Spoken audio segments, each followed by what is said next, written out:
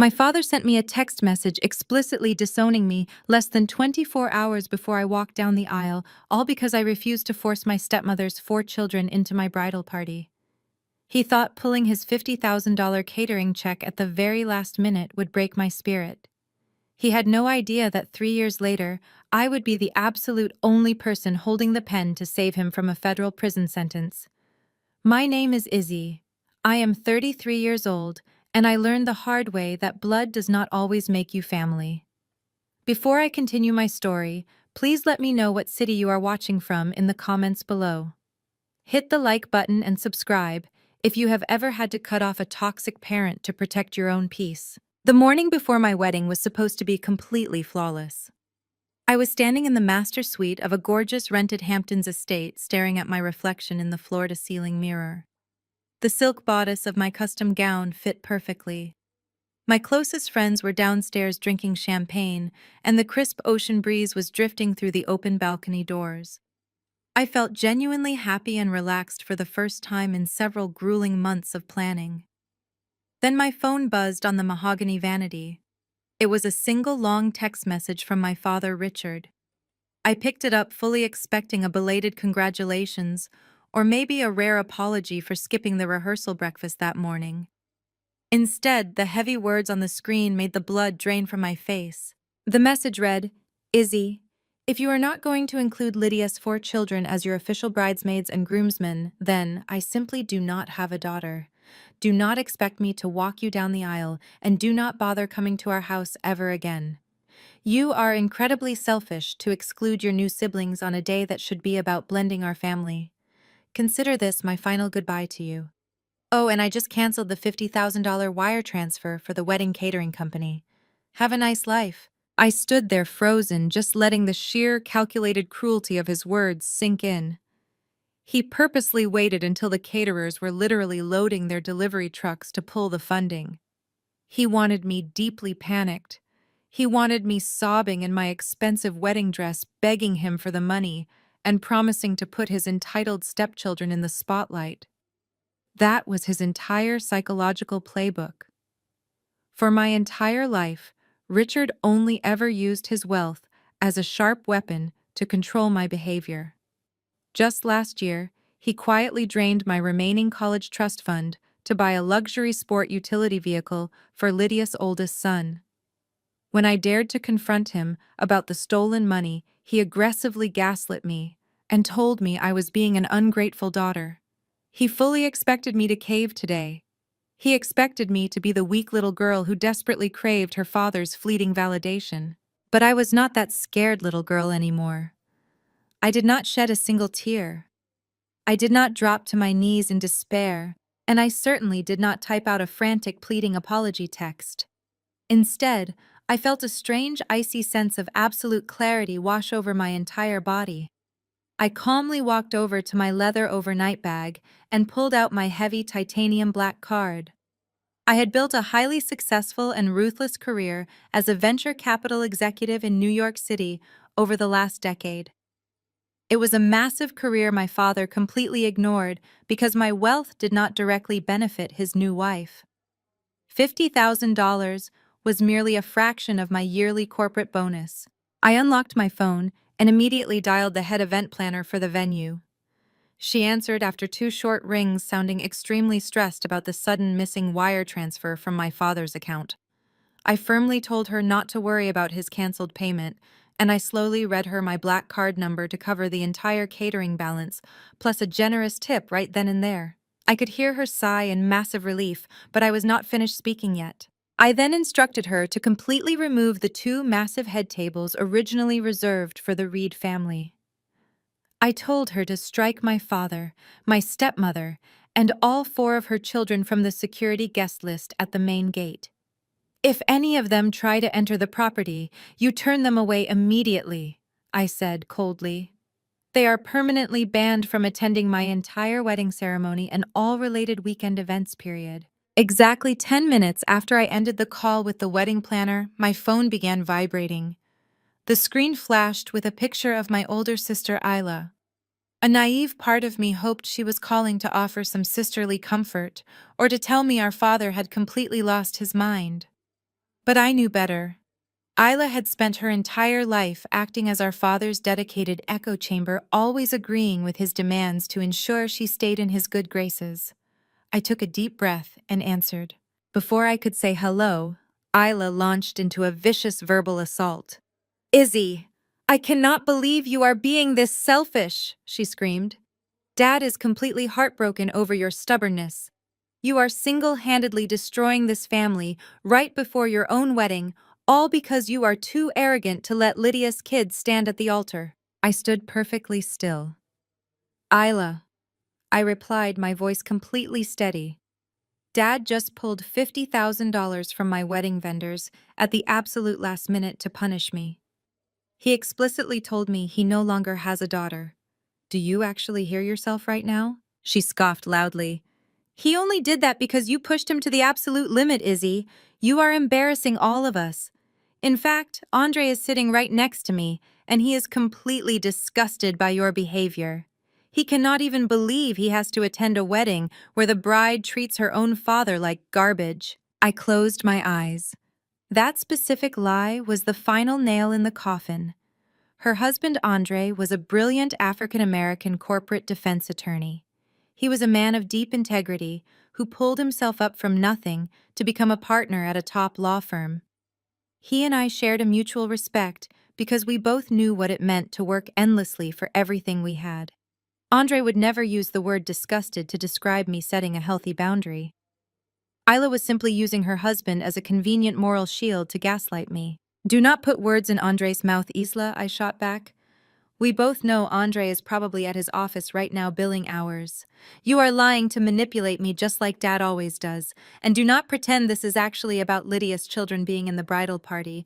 This is about Dad realizing he can no longer control me with his wallet. Isla gasped, acting highly offended, but I cut her off. This is the exact same power trip he pulled last spring when he illegally drained my educational trust fund, I said with cold precision.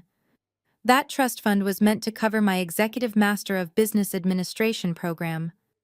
Instead, Dad emptied the entire account behind my back. And what did he do with that money, Isla? He bought a fully loaded luxury Range Rover for Lydia's oldest son, a 22-year-old boy who has never held a job. Dad had every right to reallocate those family funds, Isla argued, her voice wavering slightly. Lydia's son needed reliable transportation to get to his auditions. You were already making a high salary at your corporate firm, Izzy. You did not need the money. You are just being greedy and holding on to a pathetic grudge. It was not his money to reallocate, I stated firmly.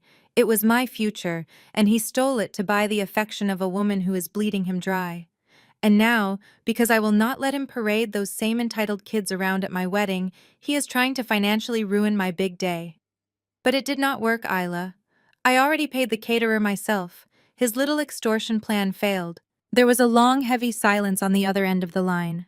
Isla was clearly processing the fact that I had just dropped $50,000 in cash without breaking a sweat. When she finally spoke, her voice was dripping with venom. You think you are so smart and so powerful now, Izzy, but you are going to deeply regret this, Aunt Beth. Aunt Martha and Aunt Joni are all flying in today. When we see you at the rehearsal dinner tonight, the entire family is going to demand a public apology. You are going to pay Dad back for every single dime he spent raising you, or you will walk down that aisle alone. I smiled to myself, staring at my reflection in the mirror. I look forward to seeing everyone tonight, Isla. Dress nicely. I ended the call and tossed the phone onto the bed. The lines were officially drawn and the war had just begun. The rehearsal dinner was held at an exclusive Michelin-starred waterfront restaurant in Montauk. My fiancé and his wonderful parents had flown in from Chicago earlier that afternoon. They were warm, supportive people who had always treated me like the daughter they never had. The private dining room was bathed in soft candlelight, and the gentle sound of ocean waves crashed against the floor-to-ceiling glass windows. Looking around the long, elegantly set table, I noticed the glaring empty seats where my father and stepmother were supposed to sit. Richard had kept his promise to boycott the event. I felt a brief wave of genuine relief, thinking the evening might actually proceed peacefully, without his dark cloud hanging over us. That naive hope shattered the moment the heavy mahogany doors aggressively swung open. In walked my father's three sisters, Aunt Beth, Aunt Martha, and Aunt Joni. They marched into the room shoulder to shoulder like a heavily perfumed firing squad. They were dressed in overly formal, stiff dresses, glaring at me with identical expressions of deep disapproval. My fiancé's mother politely stood up with a warm smile to greet them, but Aunt Beth completely ignored her outstretched hand. Instead, Beth marched directly to the head of the table where I was sitting. The entire room went dead silent. The soft jazz playing in the background suddenly felt incredibly loud and out of place. Waiters stopped midway through pouring wine, sensing the explosive tension. Isabella, Aunt Beth barked, her shrill voice echoing off the high ceilings. "We did not come here to eat your fancy food or celebrate this sham of a wedding. We came here because we are absolutely appalled by your vile behavior today." My fiancé shifted in his seat, ready to stand up and intervene, but I placed a gentle, firm hand on his knee to stop him. I looked up at Beth, keeping my face completely blank and composed. "Is that right, Aunt Beth?" I asked calmly, taking a slow, deliberate sip of my sparkling water. "Yes, it is right," she snapped, stepping closer so she could hover over me. "Your father is sitting at home right now having a literal panic attack because his own flesh and blood decided to treat his new wife and her children like absolute garbage. You have deeply humiliated him, Isabella. You have brought immense shame to the Reed family name right in front of all his country club friends." Aunt Martha chimed in from behind her, shaking her head dramatically, as if she were the victim. "After everything Richard sacrificed for you," she whined loudly. "He put a roof over your head, he clothed you, he paid for your wildly expensive private schools. And this is how you repay him, by banning his innocent stepchildren from walking down the aisle.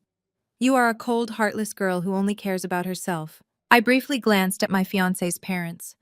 They looked utterly horrified by this sudden ambush, but I refused to break eye contact with my raging aunts.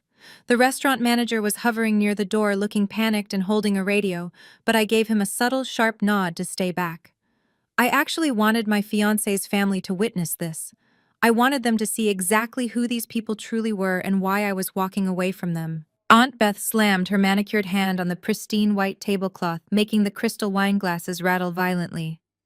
"You are going to pick up your phone right now and call your father," she demanded loudly, ensuring every single waiter and guest in the room heard her absurd ultimatum. "You are going to beg for his forgiveness, and you are going to write him a check to pay him back for every single dollar he wasted raising an ungrateful brat like you. If you do not, we will make sure everyone in our social circle knows exactly what kind of monster you really are. You will be entirely cut off from this family permanently, and we will make sure your reputation in this city is ruined." Aunt Joni nodded vigorously in agreement, muttering under her breath about how children these days have absolutely no respect for their elders, and how my mother would be ashamed of me if she were still alive. That comment about my late mother was meant to be the killing blow. They stood there breathing heavily, waiting for me to crack under the pressure.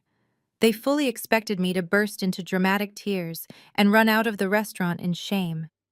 They desperately wanted to break me in front of my new family to prove that my father still owned my emotions. The silence in the room was suffocating.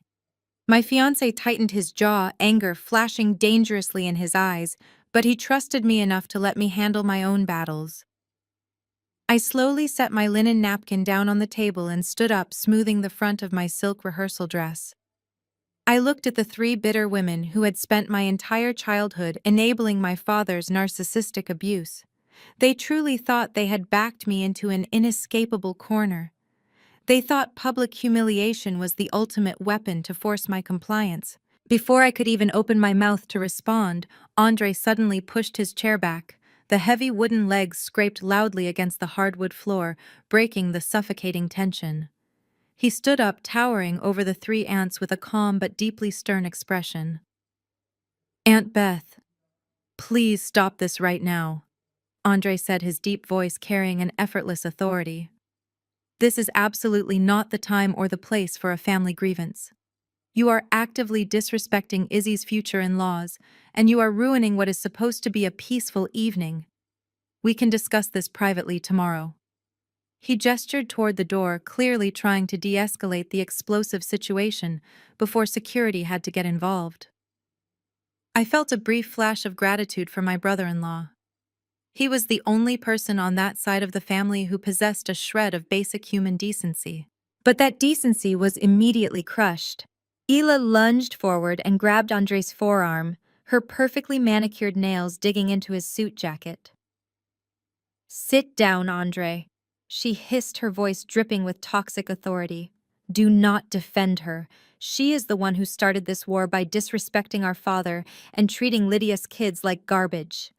You are my husband, and you will stand by my family. You do not get to play the peacemaker when my sister is actively destroying our father's mental health." Andre looked down at his wife, his jaw clenching tight. I could see the profound exhaustion in his eyes. This was the dark reality of his marriage to my sister. He was a highly respected partner at a prestigious law firm, but in this family, he was treated like an obedient prop meant to validate Isla's twisted worldview. Instead of fighting her in front of an audience, Andre slowly let out a heavy breath and sank back into his chair, massaging his temples. The peacemaker had been successfully silenced, leaving the floor wide open for the aunts to finish their public execution. Aunt Martha crossed her arms, wearing a smug, victorious smile. "Well, Isabella," she mocked, taking full advantage of Andre's retreat. "We are waiting. Are you going to call your father and apologize, or are you going to sit there and expect us to pay for this absurdly expensive dinner? We all know you cannot afford a place like this on your little assistant salary." They honestly believed I was still the broke entry-level analyst I was 5 years ago. My father had deliberately kept them completely in the dark about my rapid rise to executive director at the venture capital firm. He preferred the narrative where I was a struggling failure who desperately needed his financial mercy. I did not raise my voice. I did not shed a single tear. I simply turned my head and made eye contact with the general manager who had been nervously hovering near the wine cellar. "Bring me the check, please," I said, my voice carrying clearly across the silent room. "The entire table, everything we had tonight." Aunt Joni let out a loud, dramatic scoff. "Oh, please, Isabella, stop making a fool of yourself," she sneered loudly. "A dinner for 20 people at Belmont's is going to cost more than your car. Just stop this embarrassing charade and call Richard." The manager quickly approached, carrying a sleek black leather checkbook. He looked highly uncomfortable as he handed it directly to me. I flipped it open, glancing at the total. It was slightly over $20,000, including the premium vintage wines my father had pre-ordered before boycotting. Without a microsecond of hesitation, I reached into my clutch and pulled out my heavy metal corporate platinum card. The dull silver card caught the dim candlelight as I placed it firmly on top of the receipt. "Run it," I told the manager smoothly. "And please add a $5,000 tip for your staff for having to endure this completely unacceptable disruption." The manager nodded swiftly, swiping the card on his handheld terminal. It approved instantly with a soft beep. The collective gasp that erupted from my 3 aunts was absolute music to my ears. Aunt Beth's jaw practically hit the floor as she stared at the glowing green approved screen on the terminal. Isla suddenly looked incredibly pale, her eyes darting between the platinum card and my perfectly calm face. Their entire psychological weapon had just been neutralized with a single swipe of plastic. I picked up my card, slipped it back into my clutch, and looked directly at Aunt Beth. "I do not owe my father a single dime." I stated, my voice ice cold. "He stole my college fund to buy a car for a child that is not even his. So you can take your fake outrage and your pathetic demands back to him. Have a lovely evening, ladies." I turned to my fiancé's parents, giving them an apologetic smile before taking my fiancé's hand. We walked out of the private dining room, leaving my utterly stunned family suffocating in their own toxic silence. As we reached the grand lobby of the restaurant, my phone vibrated in my hand. It was a text from Richard. "Since you want to act like you are completely independent, you are officially cut off." The message read, "I am calling my lawyers first thing Monday morning to have you permanently removed from the deed to your grandmother's $8 million coastal property. Good luck paying for your pathetic life now." 3 years passed in the blink of an eye. The massive fallout from my wedding weekend permanently severed my ties with the Reed family. I never called my father. He never called me. I married the love of my life in a beautiful, intimate ceremony surrounded entirely by my husband's warm family and my closest friends. True to his word, Richard had immediately contacted his attorneys to try and rip my name off my grandmother's coastal property deed. But my grandmother had been a remarkably shrewd woman. She had legally structured that specific deed as an ironclad, irrevocable co-ownership. He could not remove me, and he could not sell the property without my explicit physical signature.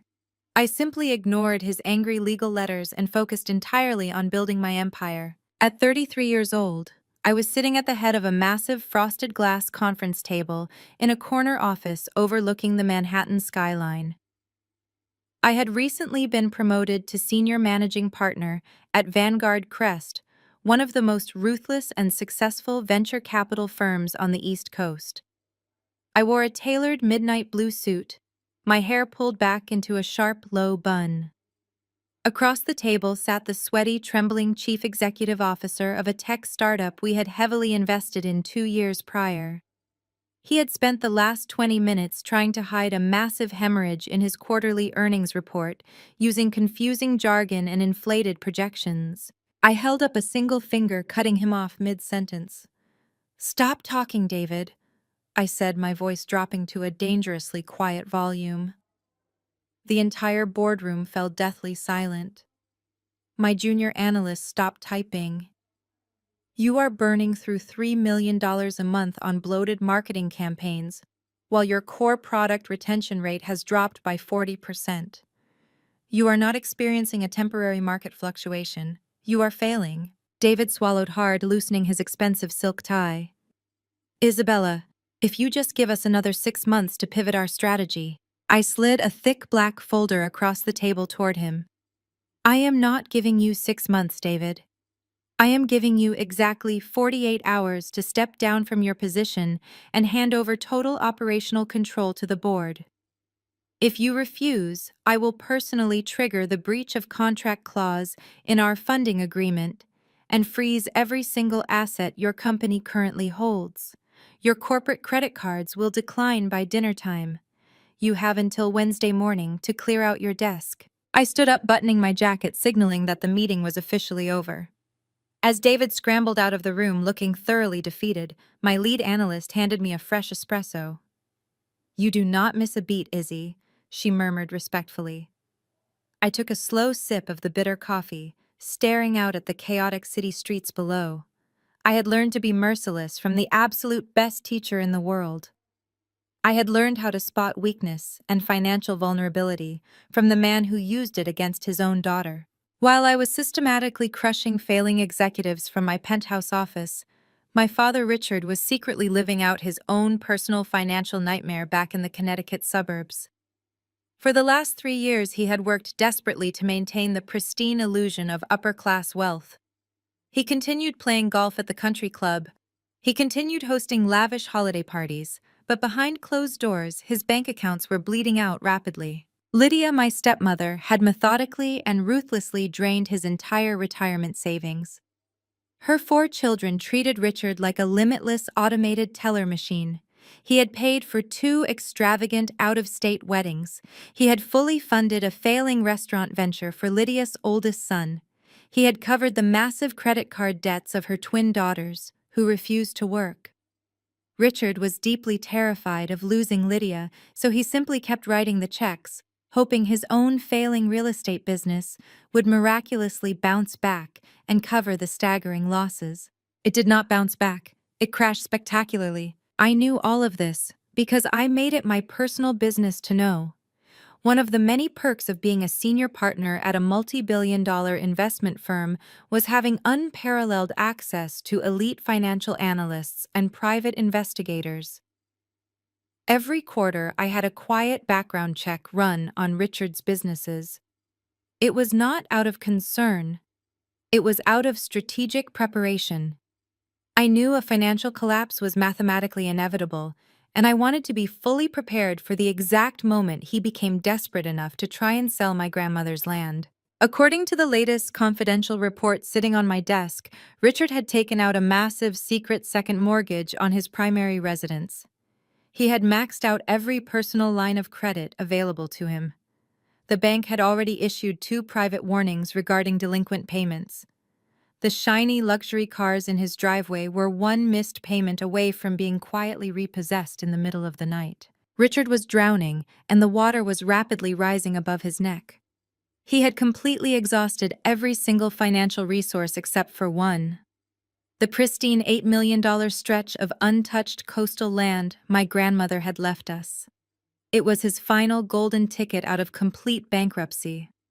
But there was a massive, unmovable boulder blocking his path to salvation. He needed my signature. While I was reviewing term sheets in my Manhattan office, Richard was sweating inside a sterile, aggressively air-conditioned conference room at a regional bank in Connecticut.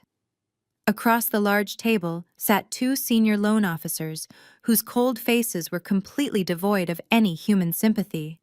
The man who had once terrified our family with his booming voice was now nervously tapping his gold watch. The bankers had just handed him documents outlining immediate foreclosure proceedings on his sprawling estate.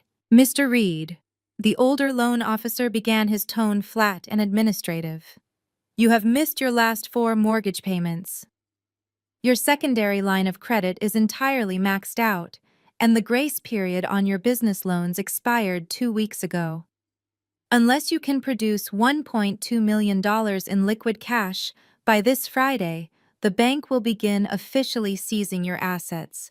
This includes the primary residence and the 2 luxury vehicles currently registered to your wife, Lydia." Richard swallowed hard, pulling at his collar. He forced a wide, charismatic smile, trying to play the part of the seasoned real estate veteran who just hit a minor speed bump. "Gentlemen, there is absolutely no need for such drastic measures," he said smoothly. "I am well aware of the current deficit, but I came here today to present you with a permanent solution." He reached into his leather briefcase and pulled out a glossy folder, sliding it proudly across the table. "I am selling the coastal property in Rhode Island," Richard announced, leaning back to regain some illusion of power, "the $8 million parcel my mother left behind.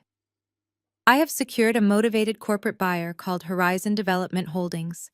They are offering pure cash and want to close within 30 days. I have the preliminary sale agreement right here. If you give me a slight extension, I can pay off every single debt I owe this bank." The 2 bankers exchanged a skeptical glance before the older one picked up the folder. He adjusted his glasses and began carefully reading the legal jargon. For a brief moment, Richard actually thought he had won.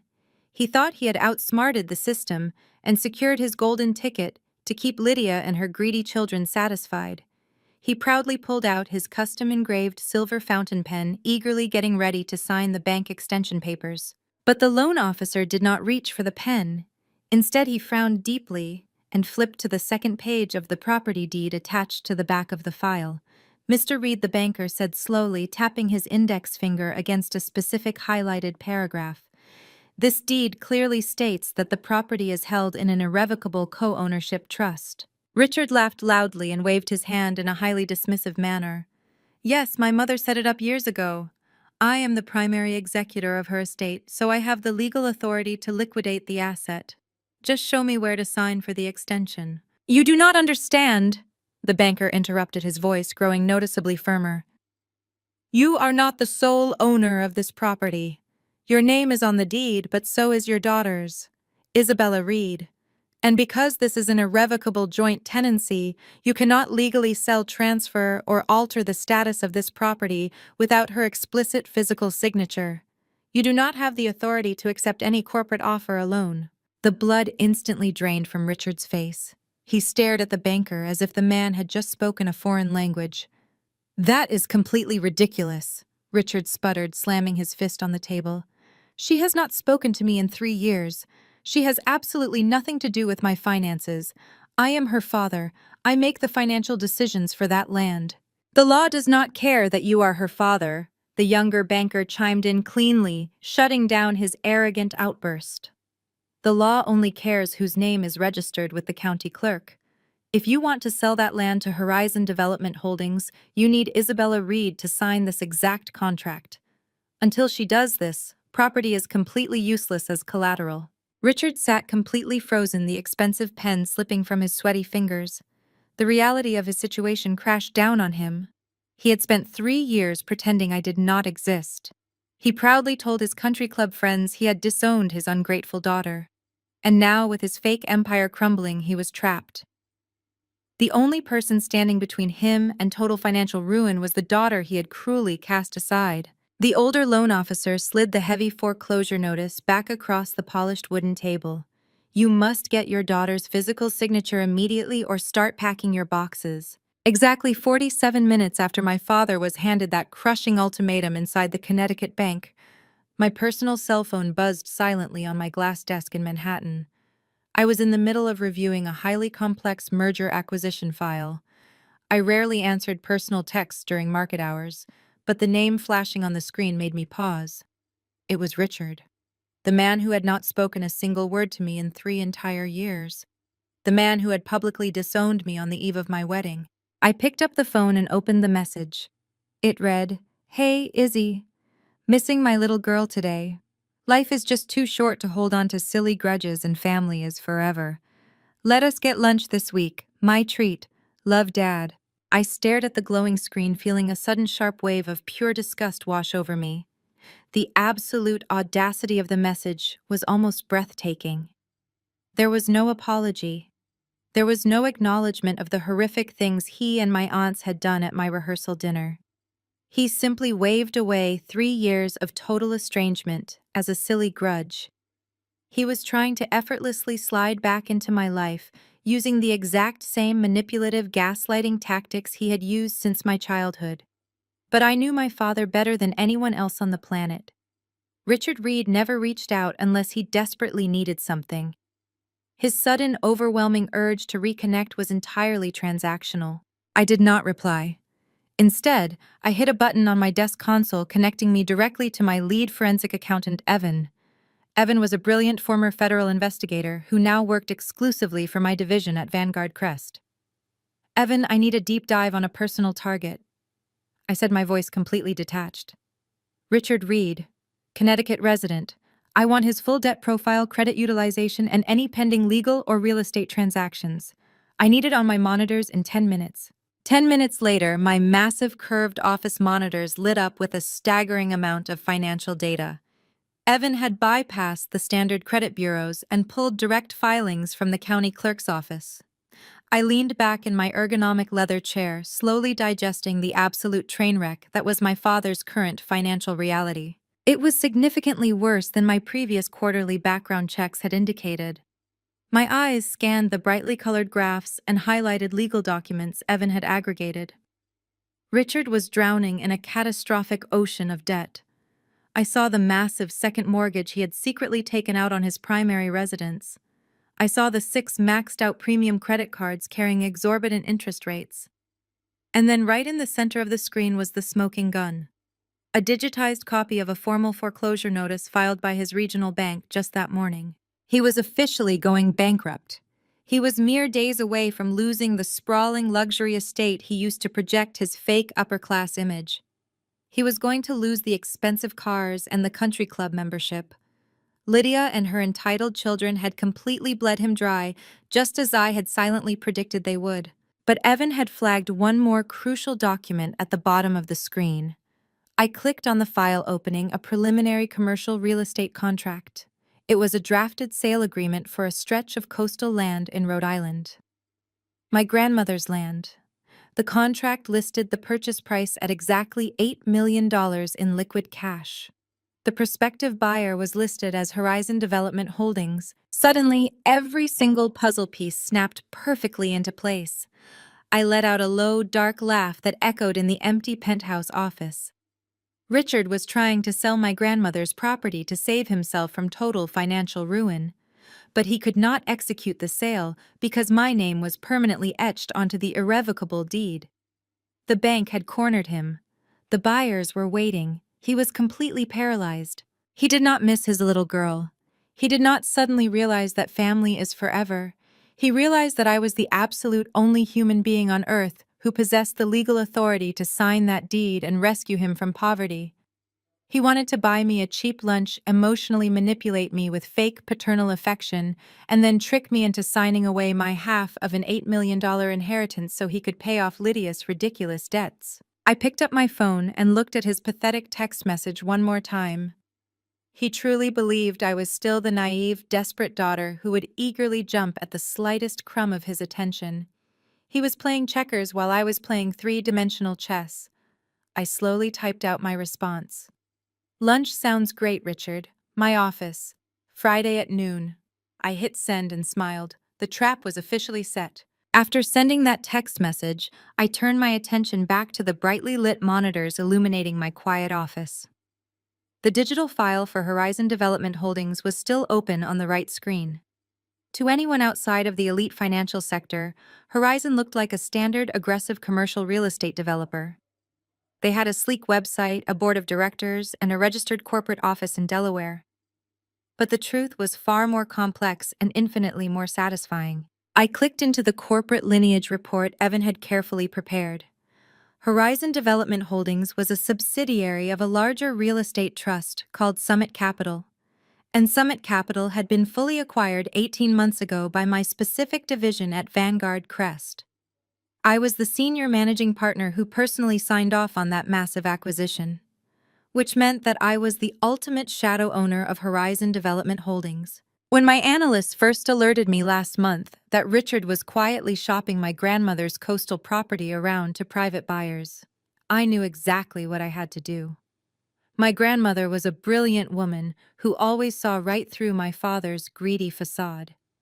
She structured that irrevocable co-ownership deed specifically to protect the land from being squandered on his terrible investments. But she also gave me the ultimate weapon to use when the time was right. I immediately instructed the acquisitions team at Horizon to approach his real estate broker with an all-cash offer of $8 million. It was an offer so wildly lucrative and fast that no desperate man drowning in debt could possibly refuse. Richard took the bait immediately. He practically tripped over himself to sign the preliminary documents with my shell company. The beautiful irony of the entire situation made me laugh out loud in the empty penthouse. My father was currently sitting in his sprawling, heavily mortgaged house, believing he had outsmarted his bank and his creditors by securing a massive corporate buyout. He was banking his entire future, his freedom, and his marriage on the deep pockets of Horizon Development. He had absolutely no idea that the faceless corporate entity he was desperately praying to was actually the very daughter he threw away like garbage. I was the buyer.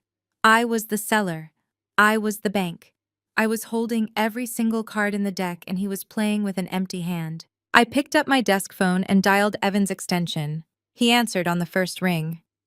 Evan, I need you to contact the legal team representing Horizon Development, I instructed smoothly. Tell them to send an aggressive follow-up email to Richard Reed's broker. I want them to firmly state that the $8 million cash offer expires in exactly 7 days. Make them sound highly impatient. Tell them they have other investment properties in Rhode Island lined up, and they are not willing to wait for his internal family disputes to be resolved. Tell them the corporate board is actively considering pulling out of the deal entirely if the CO-owner's signature is not secured immediately. Understood, Izzy, Evan replied, his tone sharp and professional. I will have the legal department draft the pressure notice right now. He is going to be sweating bullets by dinner time. That is exactly the point, Evan, I said. Thank you. I hung up the phone and leaned back in my chair, steepling my fingers. By artificially tightening the timeline, I was forcing Richard to act recklessly.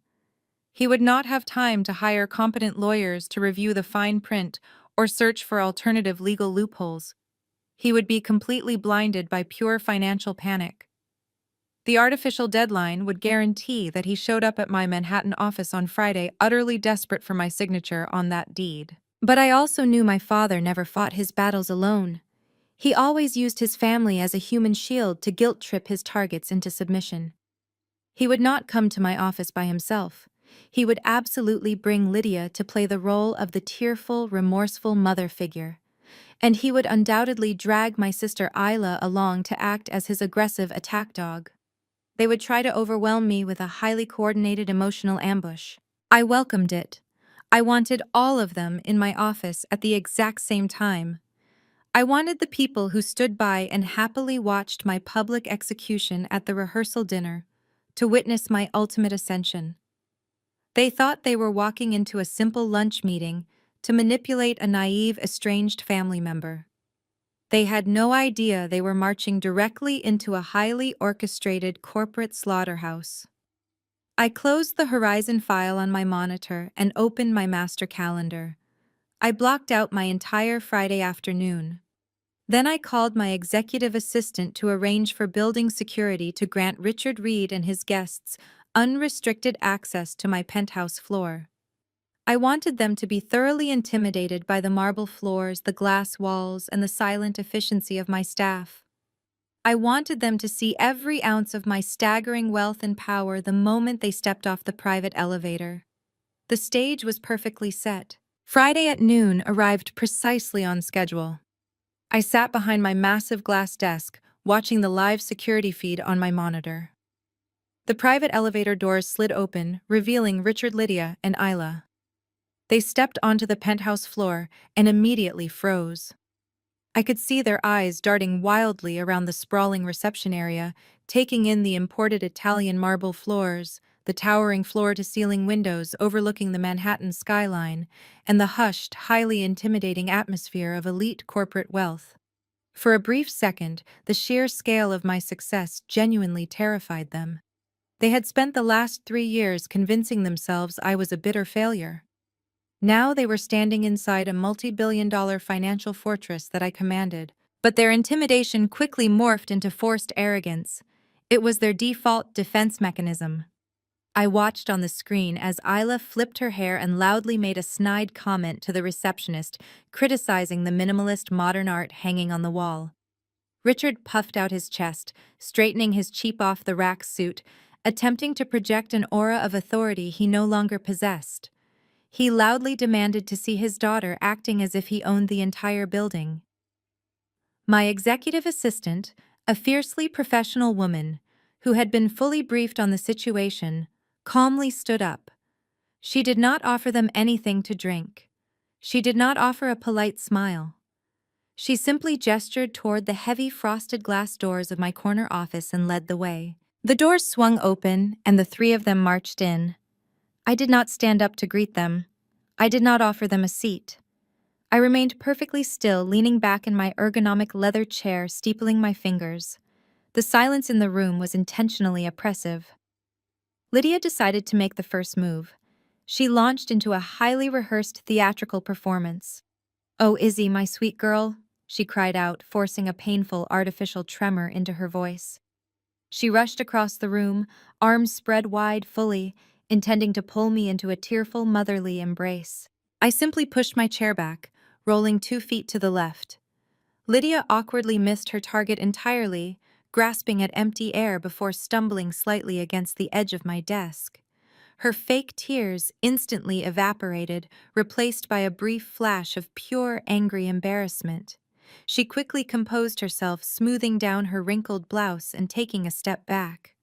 Richard cleared his throat aggressively, trying to regain control of the room. "Isabella," he said using his deep, authoritative tone, "it is good to see you. You have done quite well for yourself here. But family is what truly matters at the end of the day." I stared at him, letting his empty words hang in the freezing air of the office. He looked significantly older than I remembered. The heavy stress of his impending bankruptcy had carved deep lines into his face, and his fake confident smile was visibly trembling at the edges. Isla stood behind him, crossing her arms tightly across her chest, glaring at me with raw, unfiltered jealousy. She was taking in my tailored designer suit, my luxury watch, and the breathtaking view behind me. She despised the fact that I had built an empire while she was secretly drowning in debt, right alongside our father. "Let us skip the pathetic theater, Richard," I said, my voice completely flat and devoid of any emotion. "You did not come to Manhattan because you suddenly remembered you had a daughter. You did not come here to apologize for disowning me the day before my wedding, and you certainly did not come here to catch up over a friendly lunch." I dropped my hands to the desk and leaned forward, locking eyes with him. I know exactly who you are, and I know exactly how you operate. You only reach out when you need something. So let us save everyone in this room a tremendous amount of time. I opened a sleek silver pen and clicked it once. The sharp metallic sound echoed loudly in the quiet room, making Isla flinch. Tell me exactly how much money you are here to beg for, I demanded coldly. Richard physically recoiled as if I had just slapped him across the face. Lydia's jaw dropped open in fake horror as she dramatically clutched the expensive pearl necklace resting against her collarbone. Isla immediately stepped forward, her face turning bright red with intense rage. "How dare you speak to our father that way, Izzy?" she practically screamed, pointing a shaking finger directly at me. "He came here out of the goodness of his heart to mend this fractured family, and you are treating him like a common beggar. You are a cold, heartless monster who only cares about money." Isla's voice echoed off the thick glass walls of my office, but I did not even blink. I kept my eyes locked on Richard, waiting for his mask to slip. And it did. The fake paternal warmth instantly vanished from his eyes, replaced by the cold, calculating glare I remembered so vividly from my childhood. He realized Lydia crying and Isla screaming would not break my focus. The emotional theater had failed. It was time for him to play his final desperate hand. Richard reached into his leather briefcase and yanked out a thick stack of legal documents. He stepped forward and slammed the heavy manila folder directly onto the center of my immaculate glass desk. The loud smack made both Lydia and Isla jump. "Since you want to act like a corporate shark, we will do this your way," Richard growled, dropping the polite facade entirely. "I am selling your grandmother's Rhode Island property. I have a highly motivated corporate buyer named Horizon Development Holdings, offering $8 million in pure cash. They want to close the deal by the end of the month, but because of the archaic way your grandmother structured that damn trust, I need your physical signature to release the deed." I slowly looked down at the contract resting on my desk, and then back up at him. "You want me to sign away my half of an $8 million inheritance so you can pay off the massive second mortgage you secretly took out on your house?" I asked, my tone completely flat. "Or perhaps you need the cash to cover the maxed-out credit cards Lydia is hiding in her designer purse." Lydia gasped loudly, her hand flying to her chest. "How did you know about those?" she stammered, her face turning a sickly shade of pale. Richard ignored her, snapping his fingers loudly to pull my attention back to him. "Do not pretend you care about my finances, Isabella. You live in a penthouse and run a multi-billion-dollar firm. You do not need this land, and you certainly do not need the money. But because I am a fair man, and because you are still my daughter, I am willing to offer you a highly generous concession." He leaned over the desk, planting his knuckles on the glass. "If you sign this contract today, I will authorize the escrow company to wire you a 5% cut of the final sale. That is $400,000 in clean tax-free cash. Consider it a very generous belated wedding gift from your father." I stared at him, letting the sheer absurdity of his offer hang in the air. He was asking me to legally surrender $4 million of my rightful inheritance in exchange for a pathetic $400,000 bribe. He was completely bankrupt, desperate, and cornered. Yet he still possessed the sheer arrogance to try and aggressively lowball me in my own office. Before I could even articulate my absolute disgust, Isla aggressively shoved her way past Richard and slammed her hands down next to his. She was vibrating with toxic entitlement. "You are going to take that deal, Izzy?" she hissed venomously. "You are going to sign that paper right now, and you are going to help our father. He raised you. He fed you. He gave you the education that allowed you to sit in this fancy chair. You owe him your life." I leaned forward slightly, resting my forearms on the desk. "I owe this man absolutely nothing, Isla. He spent my college trust fund on a luxury car for Lydia's son. So you can take your 5% wedding gift and walk right out of my building." Isla narrowed her eyes, her face twisting into an ugly sneer. "If you refuse to sign that document, Izzy, we will destroy you," she threatened loudly. "Andre and I have already spoken to several top litigators in Connecticut. If you withhold this signature and force our father into bankruptcy, we will file a massive civil lawsuit against you for intentional elder abuse. We will publicly claim that you are maliciously weaponizing a family trust to inflict severe financial and emotional distress on an aging senior citizen. I could not help it. I let out a sharp laugh. You are going to sue a senior managing partner of a Wall Street venture capital firm for elder abuse because I refused to sign over my own legal property? I asked, mocking her blatantly. Do you have any idea how fast my corporate legal team would get that frivolous garbage thrown out of court, Isla? Andre is a smart man. There is absolutely no way he agreed to back such a legally brain-dead strategy. You are lying again. Isla clamped her mouth shut, her face turning a deep shade of crimson. She knew I had just caught her in a massive lie. Andre was a meticulous corporate defense attorney, and he would absolutely never jeopardize his own legal license by threatening a completely baseless elder abuse lawsuit against a venture capital executive. I dismissed my sister with a slow blink and calmly shifted my attention back to the thick manila folder resting on my glass desk. Richard let out a heavy sigh, attempting to regain control of the room. Just look at the paperwork, Isabella. He urged, his tone shifting back to a pleading manipulation. Horizon Development is a massive holding company. They are not going to wait forever. I have already negotiated the absolute best possible terms for us. All you have to do is sign on the dotted line, and we can both walk away with a massive pile of cash. I did not respond to his bait. I simply reached out and flipped the thick title page of the contract over to examine the secondary clauses. As a senior managing partner, I had personally reviewed thousands of complex commercial real estate acquisitions. My eyes naturally scanned the document, looking for the specific escrow stipulations and financial timelines. I was initially just pretending to read it to make them sweat, but then my eyes locked onto a highly specific legal paragraph near the bottom of the second page. It was a preliminary release addendum. In commercial real estate deals of this massive size, the buyer often requires a non-refundable good faith deposit to lock in the exclusive purchasing rights while the final deed transfer is being processed. I knew this because my own corporate legal team at Horizon had drafted this exact standard clause.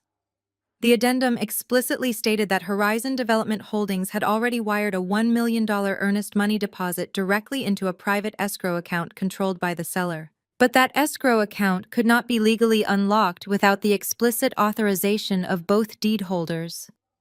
I stared at the thick black ink on the heavy legal paper. Right there at the bottom of the page, next to my father's messy signature, were my own initials, IR. My heart did a strange, heavy thud against my ribs. The initials were hastily scribbled in blue ink, trying to mimic the sharp, aggressive slant of my actual signature. It was a sloppy, desperate forgery. I kept my face completely blank, carefully processing the massive legal implications of what I was looking at. Richard had not just come here today to bully me into selling the property. He had already accepted the $1 million corporate deposit from Horizon. He had forged my legal initials to bypass the escrow security lock, and he had illegally transferred that massive sum of money directly into his own failing bank accounts. He had just committed federal wire fraud. This was no longer a simple family dispute over a shared inheritance. This was a severe federal crime with mandatory minimum sentencing guidelines. He had illegally defrauded a multi-billion-dollar investment firm using forged documents across state lines. If I handed this single piece of paper over to the Federal Bureau of Investigation, Richard would not just lose his house and his fancy cars. He would spend the next decade of his life wearing a federal prison uniform. I slowly looked up from the forged document.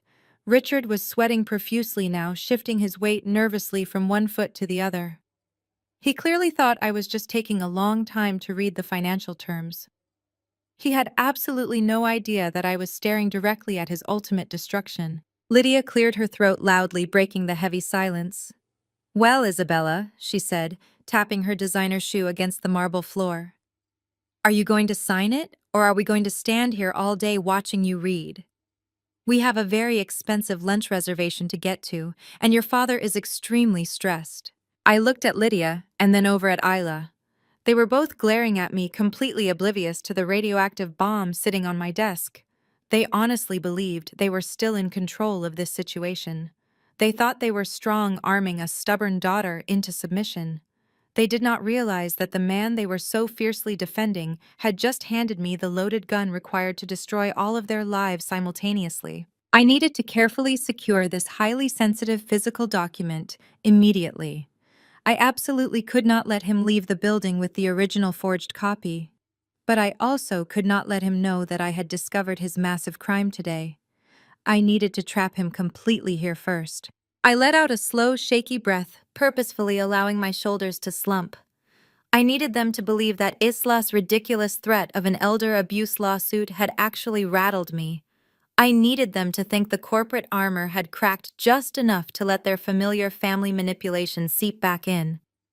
"You are actually serious about dragging my name through a public civil court?" I asked, my voice trembling just a fraction of an inch. A public lawsuit right now would trigger an internal compliance review at my firm. It could severely damage my standing with the executive board and ruin the reputation I have spent the last decade building. Richard immediately sensed what he thought was weakness. His chest puffed out again and the arrogant smirk returned to his deeply lined face. "We do not want to do that, Isabella," he said, adopting his fake, soothing, fatherly tone once more. "We simply want what is fair. We want to protect this family from unnecessary financial hardship. You sign the paper today, and the lawsuit disappears before it even gets drafted. You get $400,000 and everyone walks away completely satisfied with their fair share." I reached across the desk and slowly pulled the thick manila folder closer to me, casually resting my hand directly over the page containing my forged initials. I cannot just blindly sign a massive commercial real estate transfer without running it through my own legal counsel. "Richard," I said, shaking my head in feigned exhaustion, "my compliance department requires me to log all major personal asset liquidations. If I sign this right this second without a standard legal review, I could lose my corporate license. Give me 48 hours. Let my personal lawyers read the fine print to ensure I am not assuming any of your outstanding tax liabilities or hidden debts." Lydia rolled her eyes dramatically, crossing her arms tight against her chest. "Oh, please, Isabella," she scoffed, her voice dripping with condescension. "You are just stalling because you hate seeing us succeed. Horizon Development is not going to wait around while your fancy Manhattan lawyers drag their feet. They want this deal closed immediately so they can begin their construction planning." I looked at Lydia, and then shifted my icy gaze back to my father. "I am not stalling," I replied softly. "I am protecting myself legally. You are hosting your big retirement gala at the country club this Saturday night, correct? The one you have been bragging about to all your wealthy friends and the local real estate developers." Richard blinked, clearly surprised that I knew about his upcoming party. He had certainly not invited me. "Yes," he answered cautiously, narrowing his eyes. "It is a highly exclusive event. The entire country club board will be in attendance to celebrate my long career." "Perfect," I said, forcing a tight, compliant smile. "I will have my legal team fast-track the review of this contract tomorrow morning. I will personally bring the fully signed and notarized deed directly to your retirement party on Saturday night. You can hand it over to the escrow agent on Monday morning, and Horizon Development will transfer the remaining $7 million by Tuesday. You get your money to save your house, and I get my cut." Richard stared at me for a long moment, his greedy mind rapidly processing the timeline. The thought of receiving the signed deed right in the middle of his lavish party, surrounded by all of his elite peers, was simply too intoxicating for his narcissistic ego to resist. It would be his ultimate victory lap, proving to everyone that he still held absolute power over his wealthy, estranged daughter. "Fine," Richard agreed, slamming his hand proudly on the edge of my desk. "Saturday night.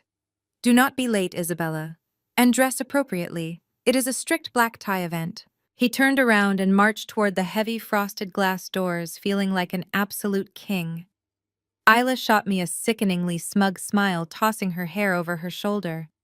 "I told you that you would cave," she sneered quietly. "You always were weak when it really mattered." She linked her arm through Lydia's, and the two of them followed Richard out of my office, practically floating on air.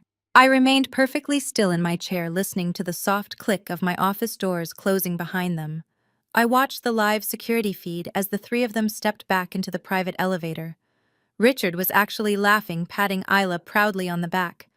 They were gloating, celebrating their massive triumph over the bitter, estranged daughter. Once the elevator doors sealed shut, I looked down at my desk. My hand was still resting firmly over the contract. I slowly slid the document closer, picking up the preliminary release addendum with my forged initials. Richard thought he had just successfully bullied me into handing over a fortune.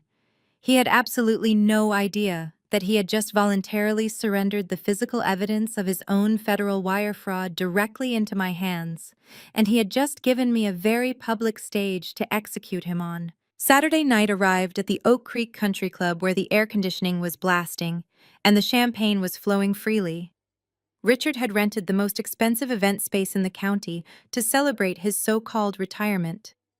Massive crystal chandeliers cast a warm golden glow over dozens of round tables draped in heavy silk linens. Towering floral arrangements of rare white orchids sat at the center of every table.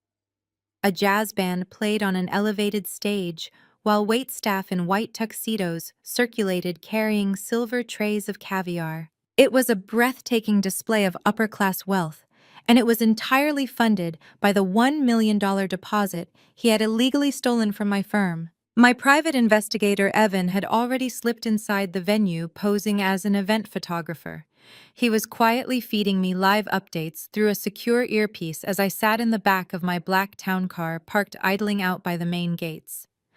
Through Evan's subtle camera lens, I could see the entire sickening spectacle unfolding in real time on the tablet resting in my lap. Richard was standing near the main bar holding court like a conquering king. He was wearing a brand-new custom-tailored tuxedo and holding a glass of scotch that cost more than most people's monthly rent.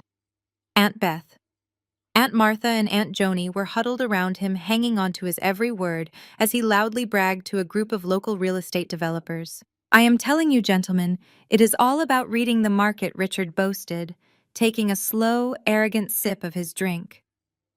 When Horizon Development approached me about the Rhode Island property, I knew I had them right where I wanted them. They tried to lowball me initially, but I held firm. $8 million, pure cash. "You have to be willing to walk away from the table if you want to secure the real money." Aunt Martha patted his shoulder proudly. "We always knew you had a brilliant business mind, Richard," she cooed loudly, ensuring the wealthy developers heard her. "Your father would be so incredibly proud of the empire you have built." Across the ballroom, Isla was putting on her own disgusting display of stolen wealth. She was standing with a group of country club wives aggressively flaunting a massive new diamond tennis bracelet and a matching emerald necklace. The heavy jewels sparkled under the chandelier light. Evan zoomed the camera in, perfectly capturing the designer labels. Those pieces easily cost $50,000 combined. Money that Isla had undoubtedly siphoned directly from Richard's fraudulent deposit account the moment it cleared the bank. Andre was standing a few feet behind her, looking deeply uncomfortable in his dark suit. He kept checking his watch and rubbing the back of his neck, completely disconnected from his wife's obnoxious bragging. As a meticulous corporate defense attorney, Andre lived his entire life strictly by the book.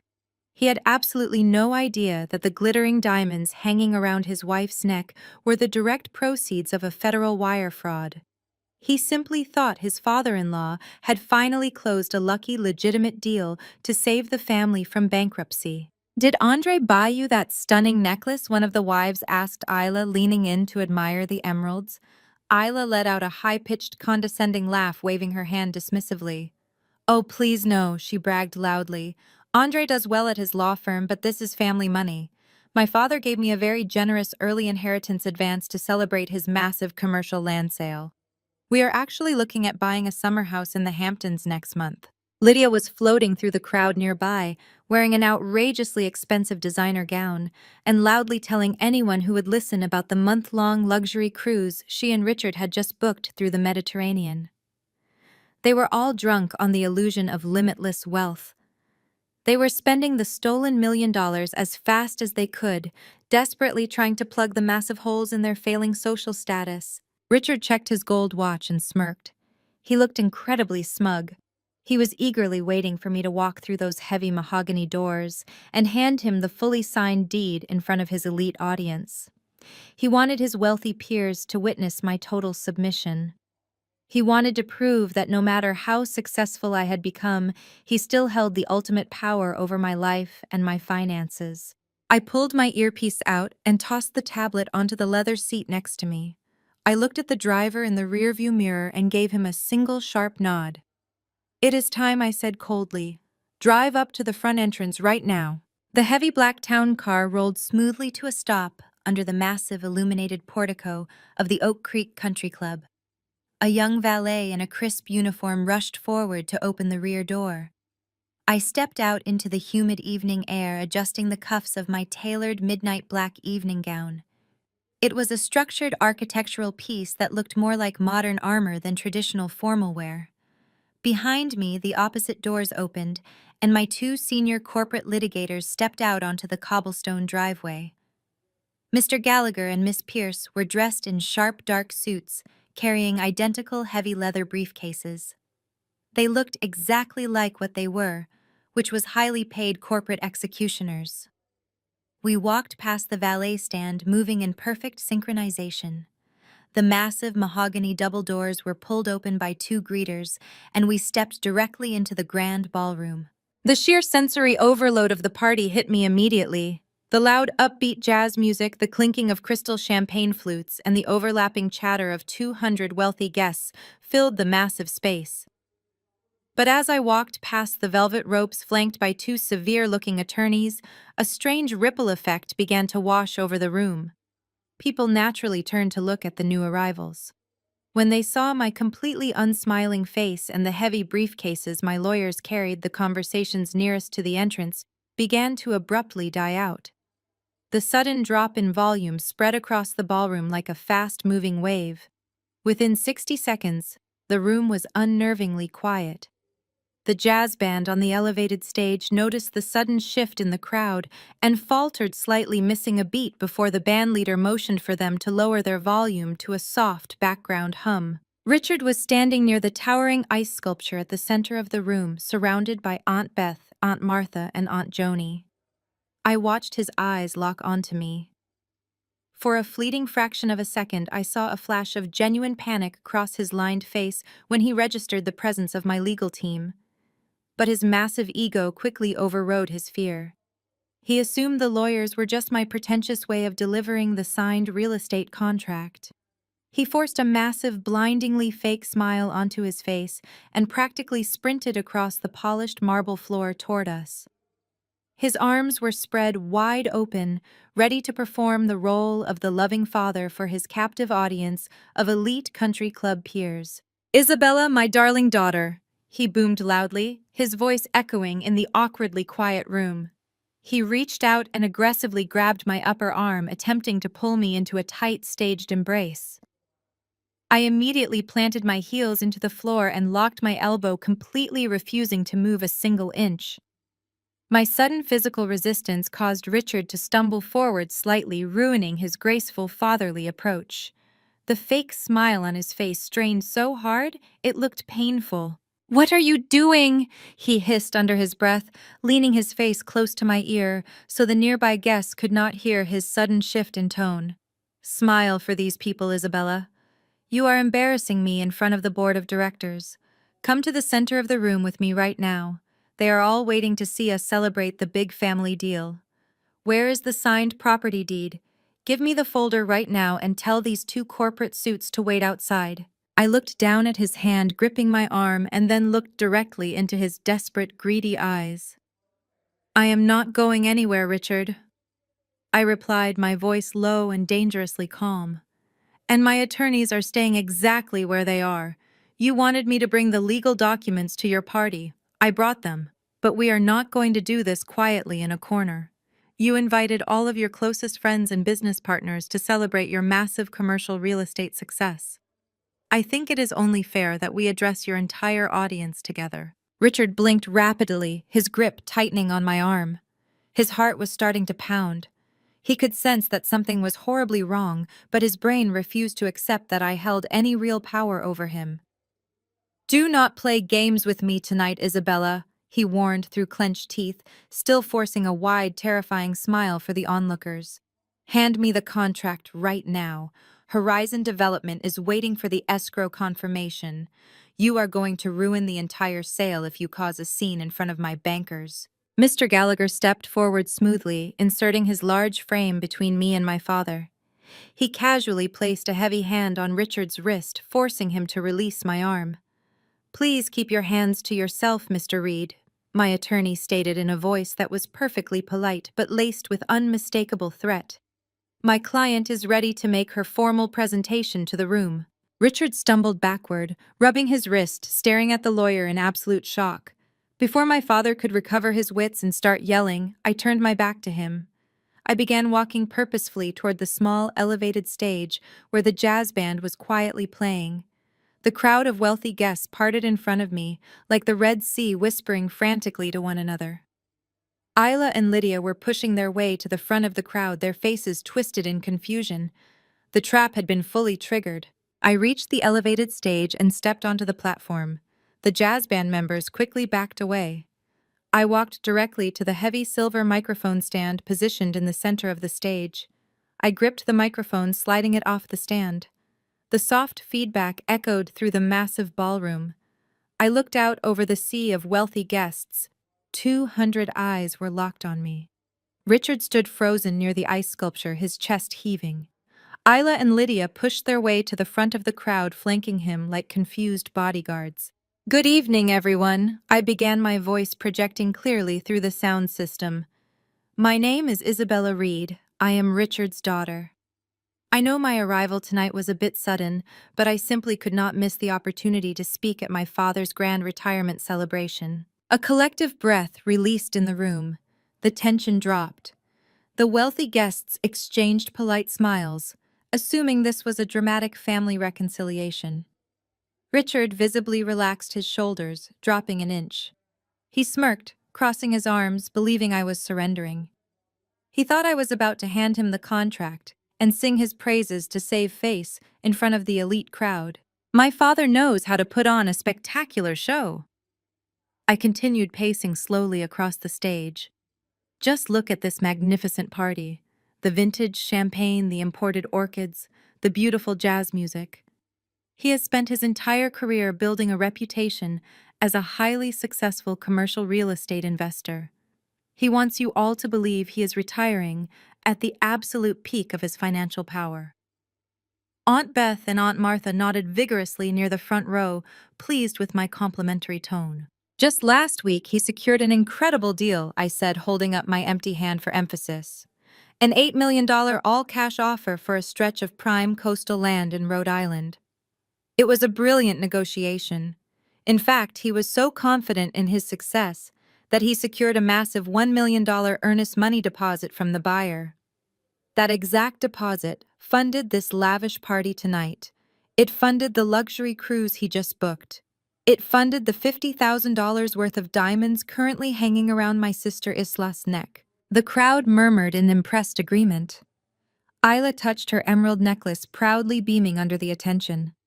Andre, however, frowned deeply, looking sharply at his wife. The math was not adding up in his legal mind. Yes, my father is a man of bold financial maneuvers, I said, my tone suddenly dropping an octave, losing all of its warmth. The icy shift in my voice cut through the ballroom like a knife. The smiles on the faces of the guests instantly vanished. But there is a very critical detail my father conveniently forgot to mention to his country club board members, his private bankers, and even his own family, I announced, staring directly into Richard's terrified eyes. That Rhode Island property is locked in an irrevocable co-ownership trust. It cannot be sold, transferred, or leveraged without the explicit physical signatures of both deed holders. He holds one half, I hold the other. Richard took a sudden step forward, his face turning the color of wet ash. Isabella, stop talking right now, he barked, his voice cracking with pure panic. I did not stop. I raised the microphone closer to my mouth. I have not spoken to my father in 3 years. I did not agree to this sale. I did not sign any preliminary release documents. Yet miraculously, my initials appeared on the escrow authorization forms last week. My father forged my signature to illegally unlock the corporate escrow account. He deliberately defrauded a commercial buyer to siphon $1 million directly into his own failing personal bank accounts. The entire ballroom erupted into a chaotic symphony of gasps and shocked whispers.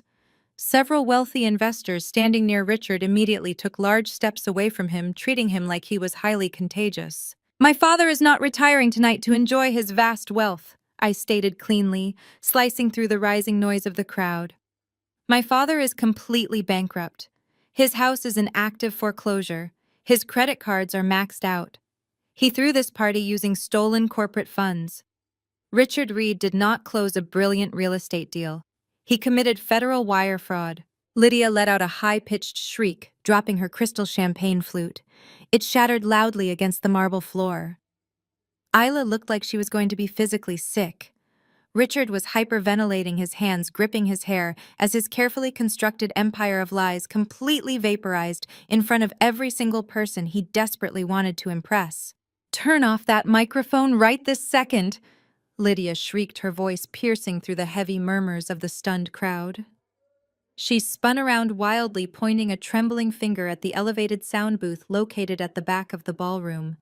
"Cut the audio," she demanded frantically, waving her arms at the young disc jockey who was standing frozen behind his mixing turntables. He immediately panicked and reached out to pull the master power switch down. But before his fingers could even graze the soundboard, Ms. Pierce, my second corporate attorney, calmly stepped out from the dark shadows of the booth. She firmly placed her hand over his wrist, shaking her head once. She had quietly secured the audiovisual controls the moment we walked through the front doors. My microphone remained perfectly live and crystal clear. "You cannot silence the truth by turning off a speaker, Lydia," I said calmly, my voice booming effortlessly over her panicked screaming. I pressed a small remote clicker hidden in the palm of my hand. Behind me, a massive white projector screen slowly descended from the high ceiling, completely covering the ornate stage backdrop. The lights in the ballroom automatically dimmed, plunging the wealthy guests into shadows, while the bright glow of the projector illuminated the room. A massive high-resolution image of a private banking statement flashed onto the screen. The specific account numbers were redacted, but the names and the staggering dollar amounts were magnified for everyone to see. While my father was busy committing federal wire fraud to steal $1 million from my firm, his loyal wife was busy committing her own massive financial heist, I announced, pacing slowly across the stage. I pressed the clicker again, highlighting a specific column of outgoing wire transfers. As you can clearly see on the screen, Richard deposited the stolen earnest money into his primary checking account exactly 7 days ago. But less than 48 hours later, exactly $500,000 was systematically siphoned out of that same account in a series of highly structured offshore transfers. Richard whipped his head around to stare at the massive screen, his eyes bulging out of his skull. He frantically patted his pockets as if checking for his phone or his wallet. "What is that?" he stammered, his voice barely a whisper. "Lydia, what did you do to my money?" Lydia was backing away from him, her face completely drained of color. She looked desperately toward the exit doors, but Mr. Gallagher was standing firmly in the main aisle, blocking her escape route. "It is a fake!" she cried out, her voice shaking uncontrollably. "Izzy is lying, Richard. She forged those documents to tear us apart because she has always been jealous of me." "I am not the one forging documents tonight, Lydia," I replied sharply. I pressed the clicker a third time. The screen changed, displaying a highly detailed joint registration form for a private offshore banking account located in the Cayman Islands. The account was registered to Lydia Reed and a man named Trent Lawson. I read the name aloud, letting it hang in the dead silence of the ballroom. Trent Lawson. For those of you who do not frequent the exclusive fitness center here at the Oak Creek Country Club, Trent is Lydia's 26-year-old personal trainer. A collective gasp rippled through the crowd, followed immediately by explosive whispers. Several wealthy women in the front row covered their mouths in absolute shock. Richard stumbled backward, physically, leaning against the towering ice sculpture to keep himself from collapsing onto the floor. He stared at his wife, his chest heaving with shallow, panicked breaths. "You were not just stealing my father's fraudulent money, Lydia," I continued mercilessly, driving the final nail into her coffin. "You were secretly liquidating his remaining assets so you could run away with your boy toy." I pressed the clicker one last time. A pair of first-class electronic flight itineraries appeared on the bright screen. 2 one-way tickets to Belize departing tomorrow morning at 6 o'clock. You booked these premium tickets yesterday afternoon using the stolen corporate funds. You were planning to board a plane while Richard was sleeping, leaving him completely bankrupt and waiting for the federal authorities to arrest him alone. Lydia clamped her hands over her face, sobbing hysterically. She could not formulate a single word of defense because the undeniable proof was glowing brightly right above my head. Richard let out a guttural sound of pure agony. The woman he had destroyed my childhood for, the woman he had stolen my college fund to impress, had just been exposed as a ruthless, greedy gold digger who was literally hours away from abandoning him to rot in a federal prison cell forever. The ballroom fractured into absolute bedlam. Richard let out an animalistic roar and lunged across the marble floor, grabbing Lydia by the shoulders of her gown. "You absolute parasite," he screamed, shaking her violently as her diamond necklace rattled against her collarbone. "I stole that money for you. I risked federal prison to keep you in luxury, and you were going to run away with a gym rat." Lydia cried out, struggling to push his heavy hands off her shoulders, but Richard was blinded by rage. He finally realized his entire life was a pathetic, hollow lie, built for a woman who viewed him as nothing more than an automated teller machine.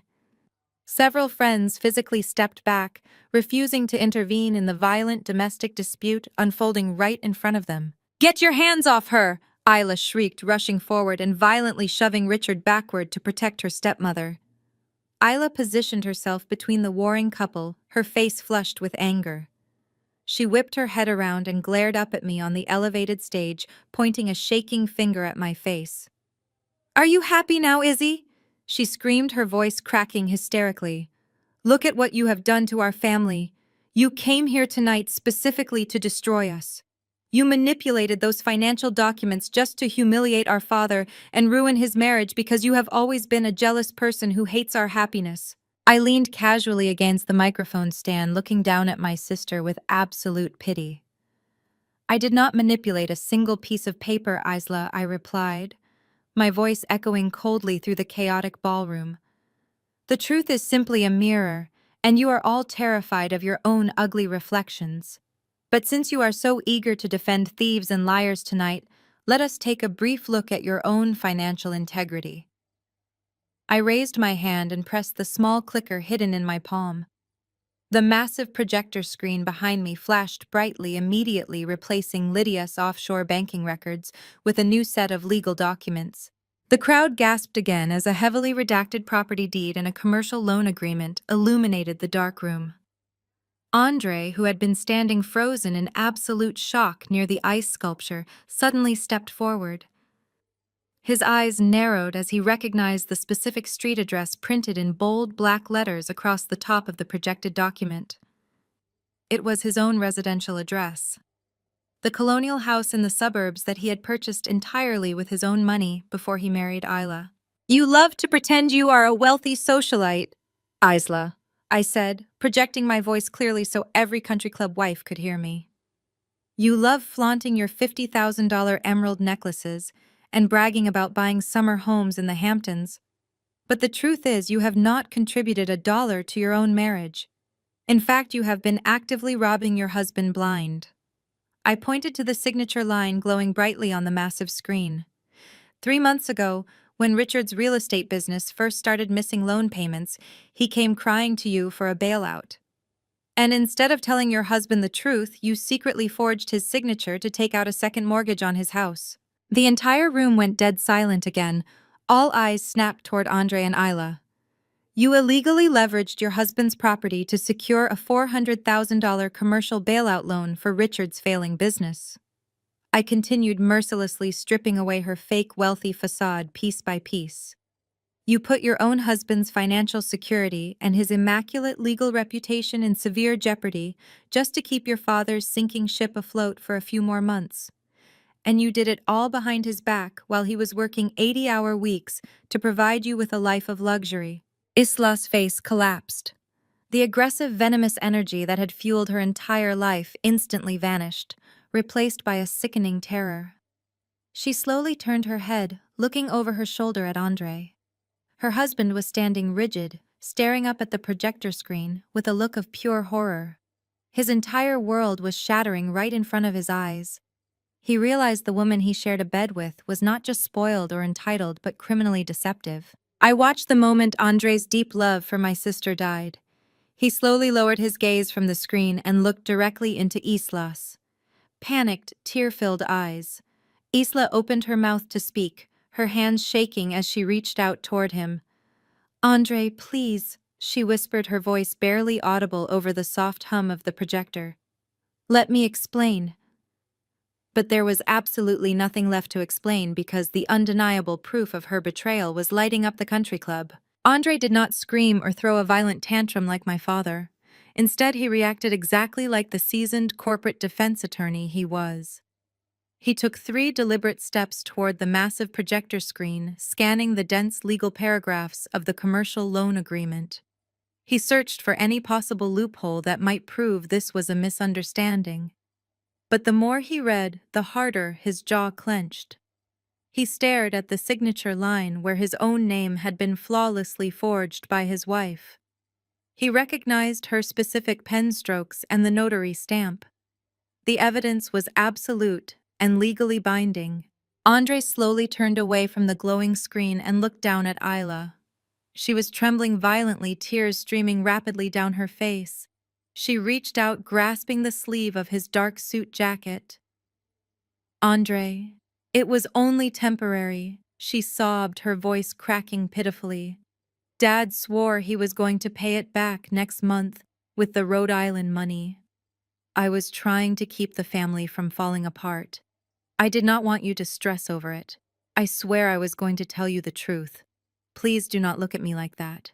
Andre peeled her fingers off his jacket. "You did not want to stress me out," he repeated, his voice entirely hollow. "So you secretly leveraged the house I worked 15 years to pay off. You committed mortgage fraud and tied my legal name to a failing commercial business.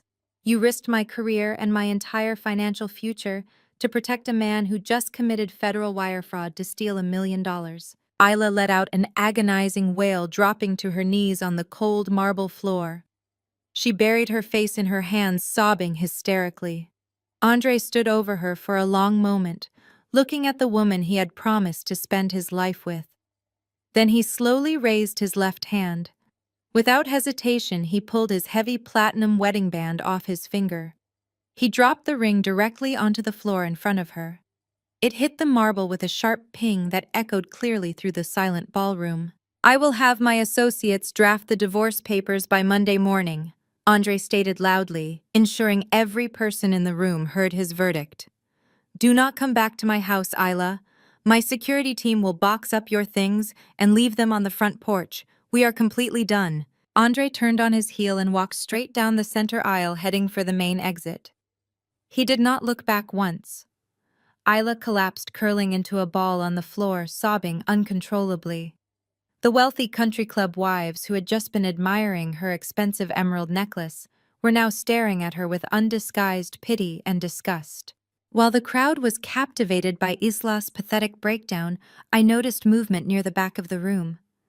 Aunt Beth, Aunt Martha, and Aunt Joni were attempting to execute a coordinated tactical retreat. The 3 women who spent my entire life loudly demanding respect were currently hunched over, trying to quietly shuffle their way toward the heavy exit doors.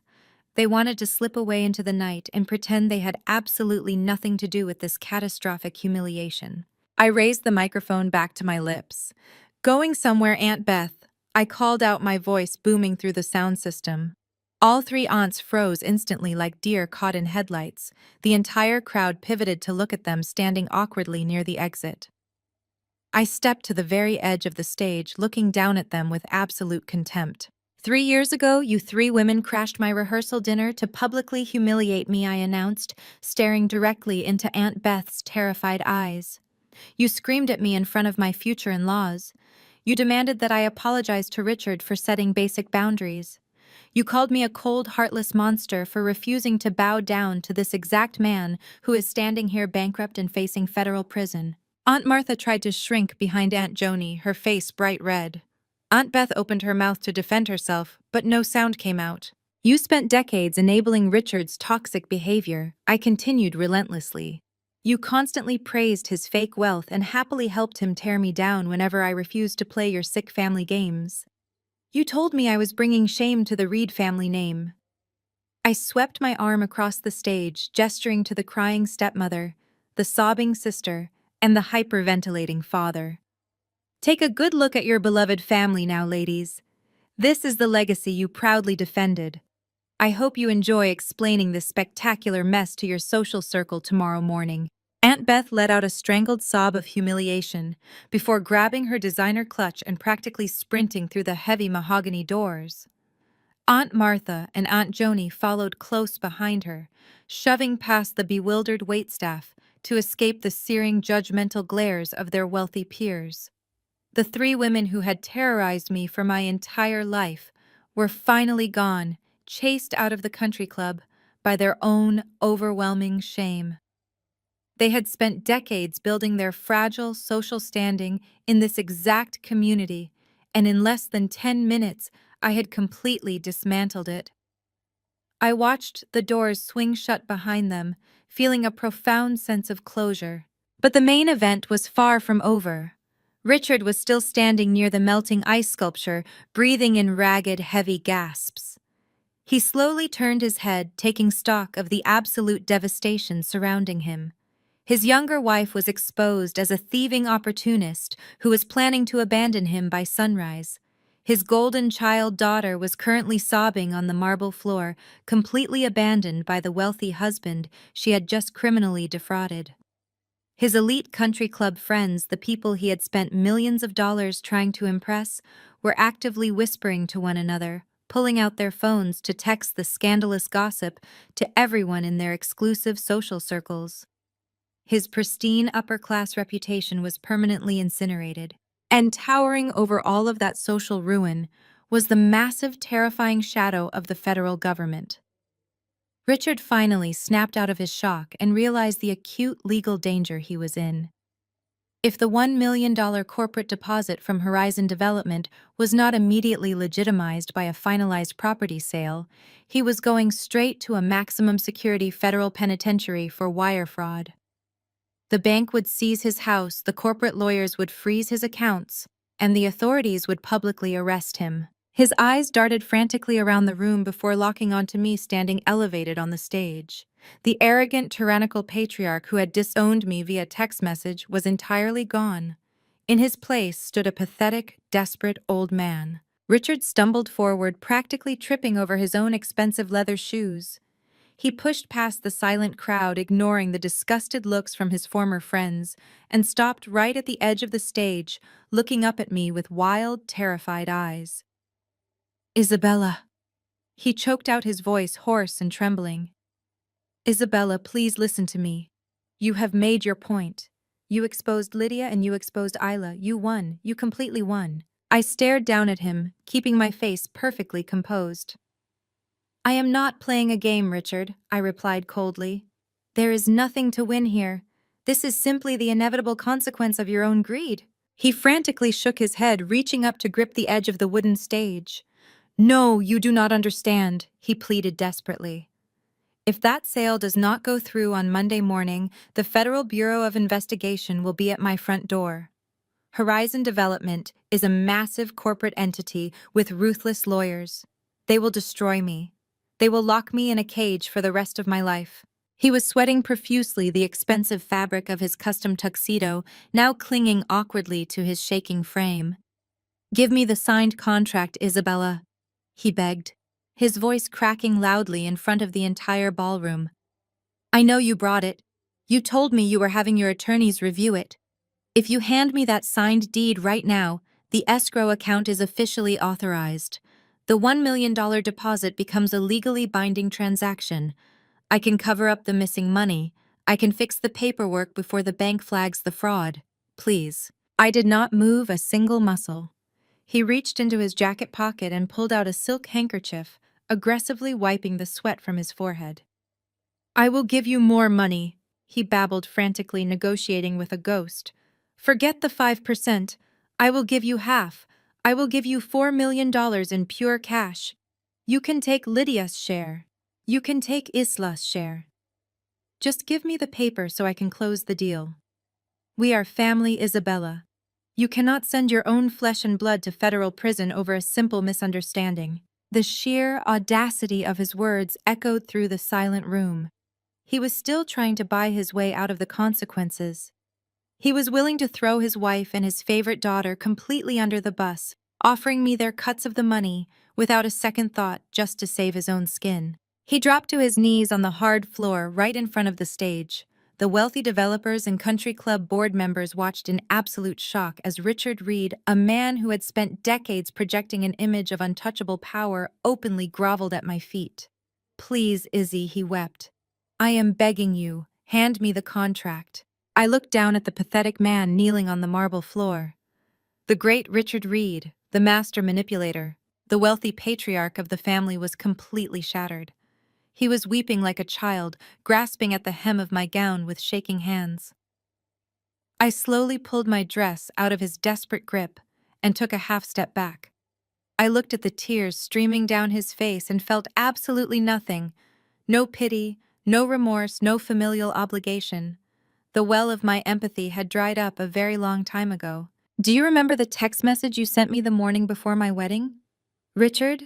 I asked, my voice echoing off the high ceilings. The entire room hung onto my every word. You waited until I was standing in my wedding dress preparing for the happiest day of my life to drop your bomb. You told me that if I did not force Lydia's children into my bridal party, you simply did not have a daughter. You called me incredibly selfish.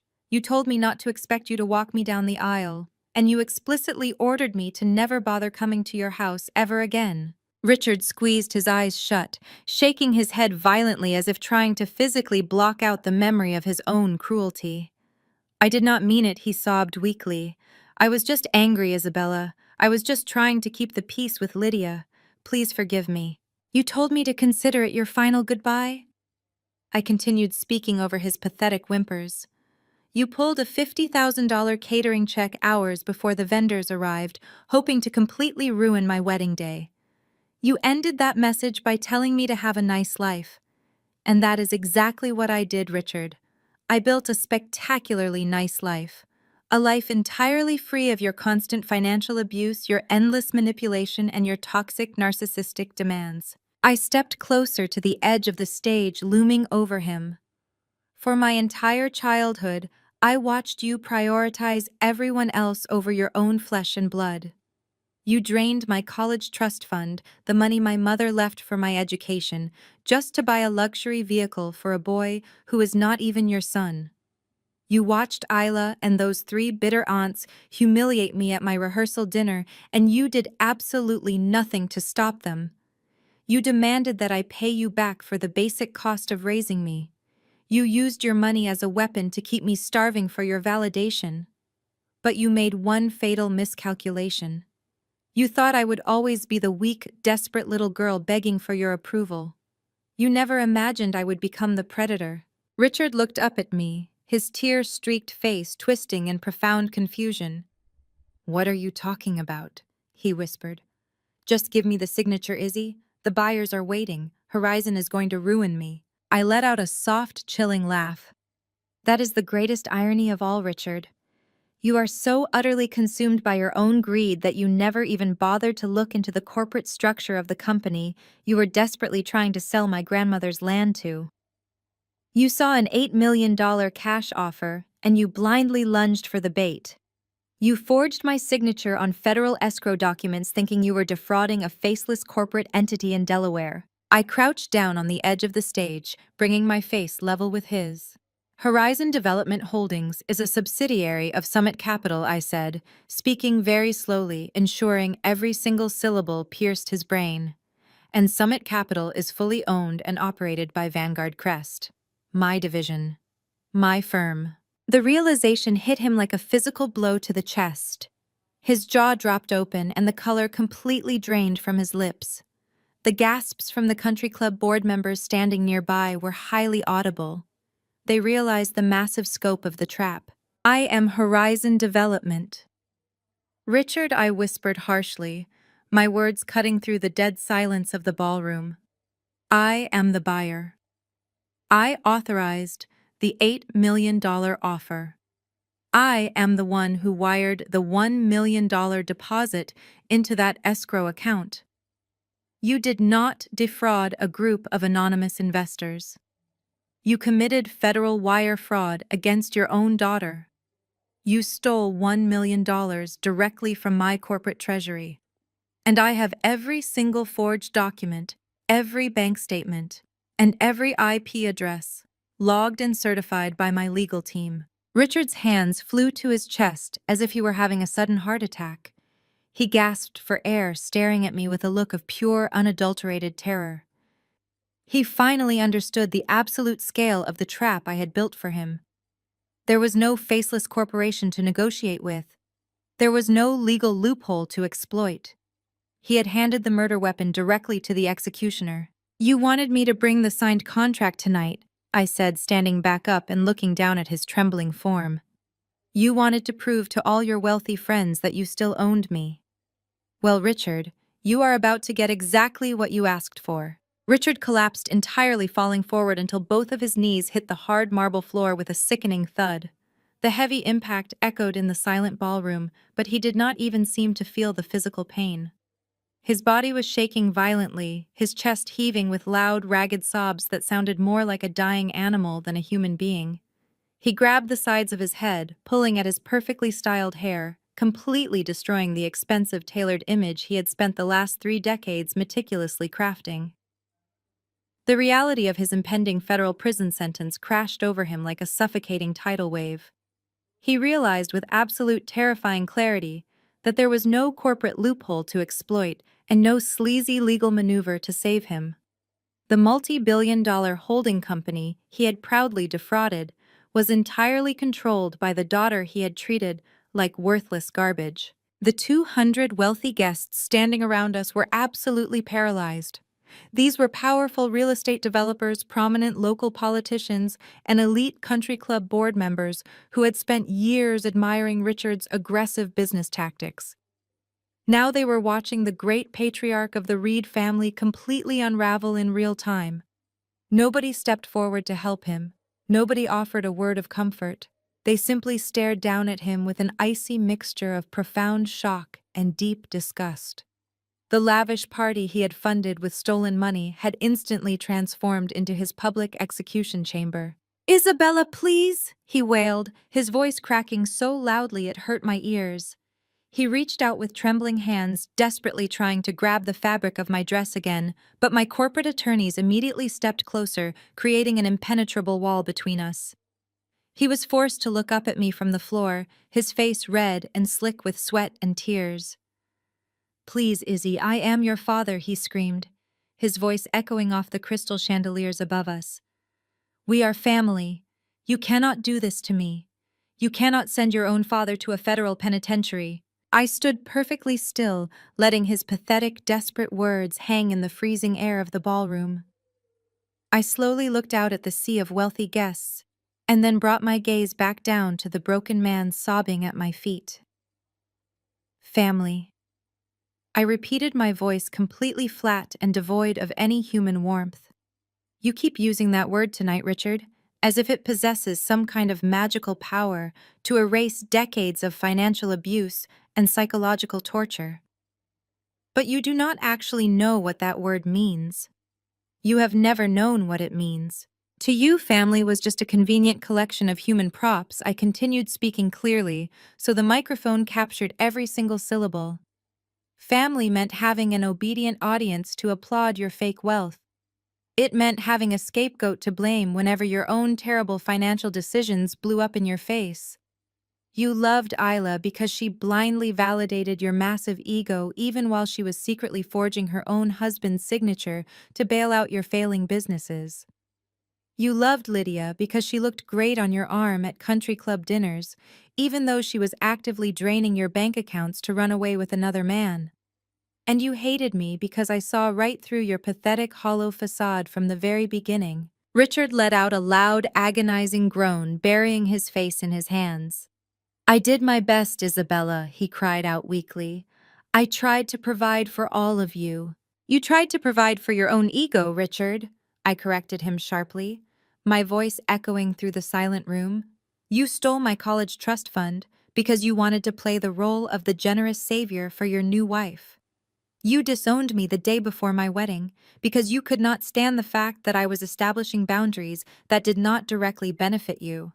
You completely abandoned me when I had absolutely nothing, and now that you are bankrupt facing federal wire fraud charges and staring down a decade in prison, you suddenly want to remind me that we share the same blood. I took a slow, deliberate step forward, stopping right at the edge of the elevated stage. You do not get to weaponize the concept of family only when you are terrified of the legal consequences of your own criminal actions, I stated coldly. You made your choice 3 years ago when you sent me that text message and pulled your money from my wedding. You chose your pride and your greed over your daughter. Richard looked up at me, his eyes wide with blind panic. He knew my words were absolutely true, and he knew he had completely run out of emotional ammunition. He clasped his hands together, holding them up toward me in a gesture of pure, desperate supplication. I will do anything, Izzy, he begged, his voice dropping to a pathetic hoarse whisper. I will sign whatever you want. I will transfer the house to you. Just give me the signed deed so I can authorize the escrow money. Please save my life. I stared down at him, watching the sheer terror radiating from his entire body. The ultimate power dynamic shift was completely finalized. The arrogant tyrant was dead, and only a terrified criminal remained. I slowly reached down, grabbing the small designer clutch resting on the microphone stand. I unclasped the metal latch and slipped my fingers inside, feeling the thick folded edges of the physical real estate contract he was desperately begging for. I pulled the thick manila envelope from my black leather clutch. The heavy paper rustled loudly against the microphone, amplifying the sound across the completely silent ballroom. Richard's eyes locked onto the envelope like a starving man staring at a feast. A sickening glimmer of hope suddenly sparked in his tear-filled eyes. He actually believed his pathetic display of weeping had worked. He thought my intentional hesitation was a sign of lingering daughterly affection, and that I was finally going to hand over the key to his absolute salvation. He reached up with both hands, his palms facing the ceiling, ready to receive the document. Thank you, Izzy, he whispered, his voice shaking with intense relief. Thank you so much. I promise you I will make this right. I will pay you back every single cent. We can start over. I kept my grip firmly on the envelope, looking down at his outstretched hands. I am a senior managing partner at one of the most ruthless venture capital firms on Wall Street, Richard said, my voice projecting clearly over his pathetic babbling. I manage multi-billion-dollar corporate acquisitions on a daily basis. Do you honestly believe I would leave a highly sensitive commercial real estate contract sitting unverified in my purse until a Saturday night country club party? The sudden glimmer of hope in his eyes began to instantly flicker and fade. His hands remained frozen in the air. What are you saying? He asked, his voice dropping to a terrified whisper. I am saying that I am an incredibly efficient executive, I replied smoothly. I do not play games with federal escrow accounts, and I certainly do not wait for a chaotic family gathering to execute legally binding decisions. I made my final decision regarding your fraudulent real estate transaction at exactly 9 o'clock yesterday morning. And unlike you, I did not forge anything. Richard swallowed hard, his Adam's apple bobbing nervously in his throat. You signed it, he asked desperately, grasping at the only logical conclusion his greedy brain could process. You signed the release yesterday morning. I had my corporate legal team draft a formal and irrevocable response to Horizon Development Holdings, I explained, taking a deliberate step away from him. I had the document officially notarized in my Manhattan office. And then I personally faxed the final binding response directly to the escrow agency and the federal compliance officers handling the Rhode Island property transfer. A collective murmur rippled through the crowd of wealthy onlookers. They were seasoned businessmen, and they fully understood the absolute finality of a notarized corporate fax. The deal was already completely sealed and recorded by the state. The only question remaining was what exactly I had submitted to the authorities. Richard pushed himself up slightly, his knees still resting on the hard marble floor. He stared at the envelope in my hand, his breathing turning shallow and erratic. "What did you send them, Isabella?" he demanded, a fresh wave of absolute panic bleeding into his voice. "Tell me what you signed. The escrow deadline is Monday morning. If they reject the paperwork, the federal authorities will be notified immediately." "I am well aware of the federal timeline," Richard I said coldly.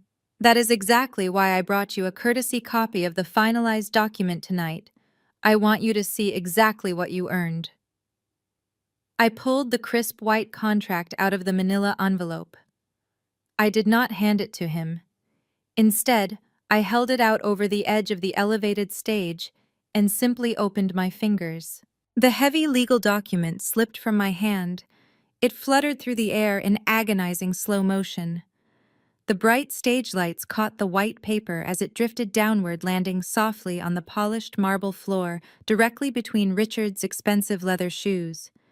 The entire ballroom held its collective breath, waiting to see the final verdict of the Reed family empire. Richard lunged forward like a starving feral dog, throwing his entire upper body onto the floor to grab the paper. He scrambled onto his hands and knees, his expensive custom tuxedo wrinkling against the cold stone. He snatched the document with violently shaking hands and held it up to his sweaty face. He completely ignored the dense legal paragraphs detailing his massive fraud and immediately flipped to the very last page. He was desperately searching for the one thing that could keep him out of a maximum security federal penitentiary. He needed to see my legal signature authorizing the release of the stolen escrow funds. The camera lens of my private investigator's hidden device zoomed in, perfectly capturing the exact moment Richard's eyes found the bottom of the page. The high-definition image was simultaneously broadcast onto the massive projector screen hanging above the stage for every single person in the ballroom to witness. There was the standard printed line for the co-owner's signature, but the space was not filled with my elegant cursive name. It was not filled with the hastily scribbled initials he had tried to forge earlier that week.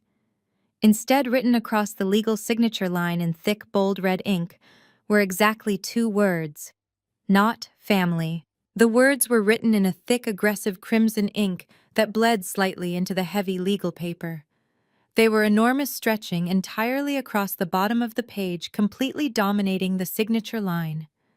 They were not written in my elegant cursive. They were written in stark, sharp block letters. The visual impact was absolutely undeniable. Richard stared at those 2 red words. His brain struggled to process the sheer finality of what he was looking at. He blinked rapidly, as if expecting the red ink to magically morph into my signature. But the letters remained exactly as they were. A permanent, legally binding rejection. "Not family. This is what you faxed to the escrow agency," he whispered, his voice trembling so violently he could barely form the words. "This is what you submitted to the federal compliance officers." "That is exactly what I submitted, Richard," I confirmed, my voice ringing clear and steady over the hushed crowd. "The escrow agency immediately rejected the transfer of the deed because my signature was explicitly withheld.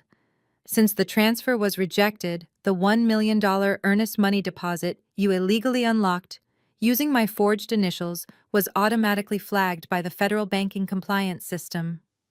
Horizon Development Holdings, my firm, officially filed a report for wire fraud at noon today. The money you spent on this lavish party tonight, the money Isla used to buy her diamonds, the money Lydia used to book her flights, it is all stolen corporate property." A low, terrified groan escaped Richard's throat.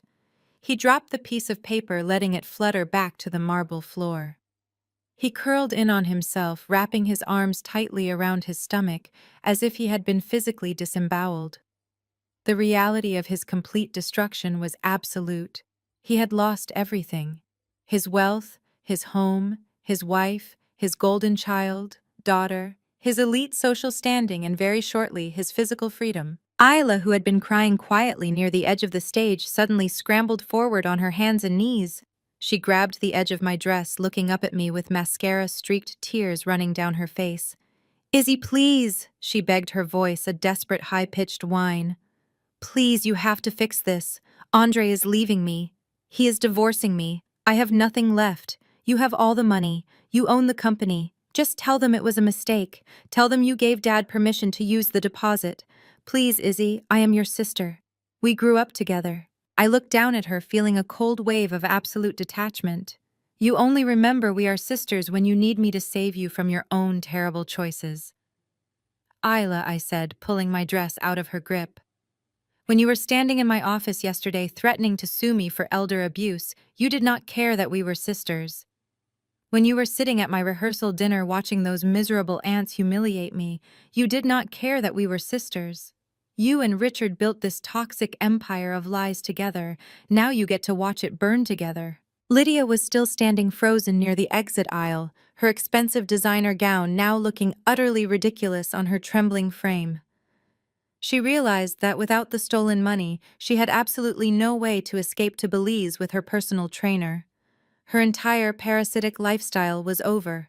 She was tied to a bankrupt felon who was about to be federally indicted. Richard slowly raised his head, looking up at me with completely hollow, dead eyes. "Why?" he rasped.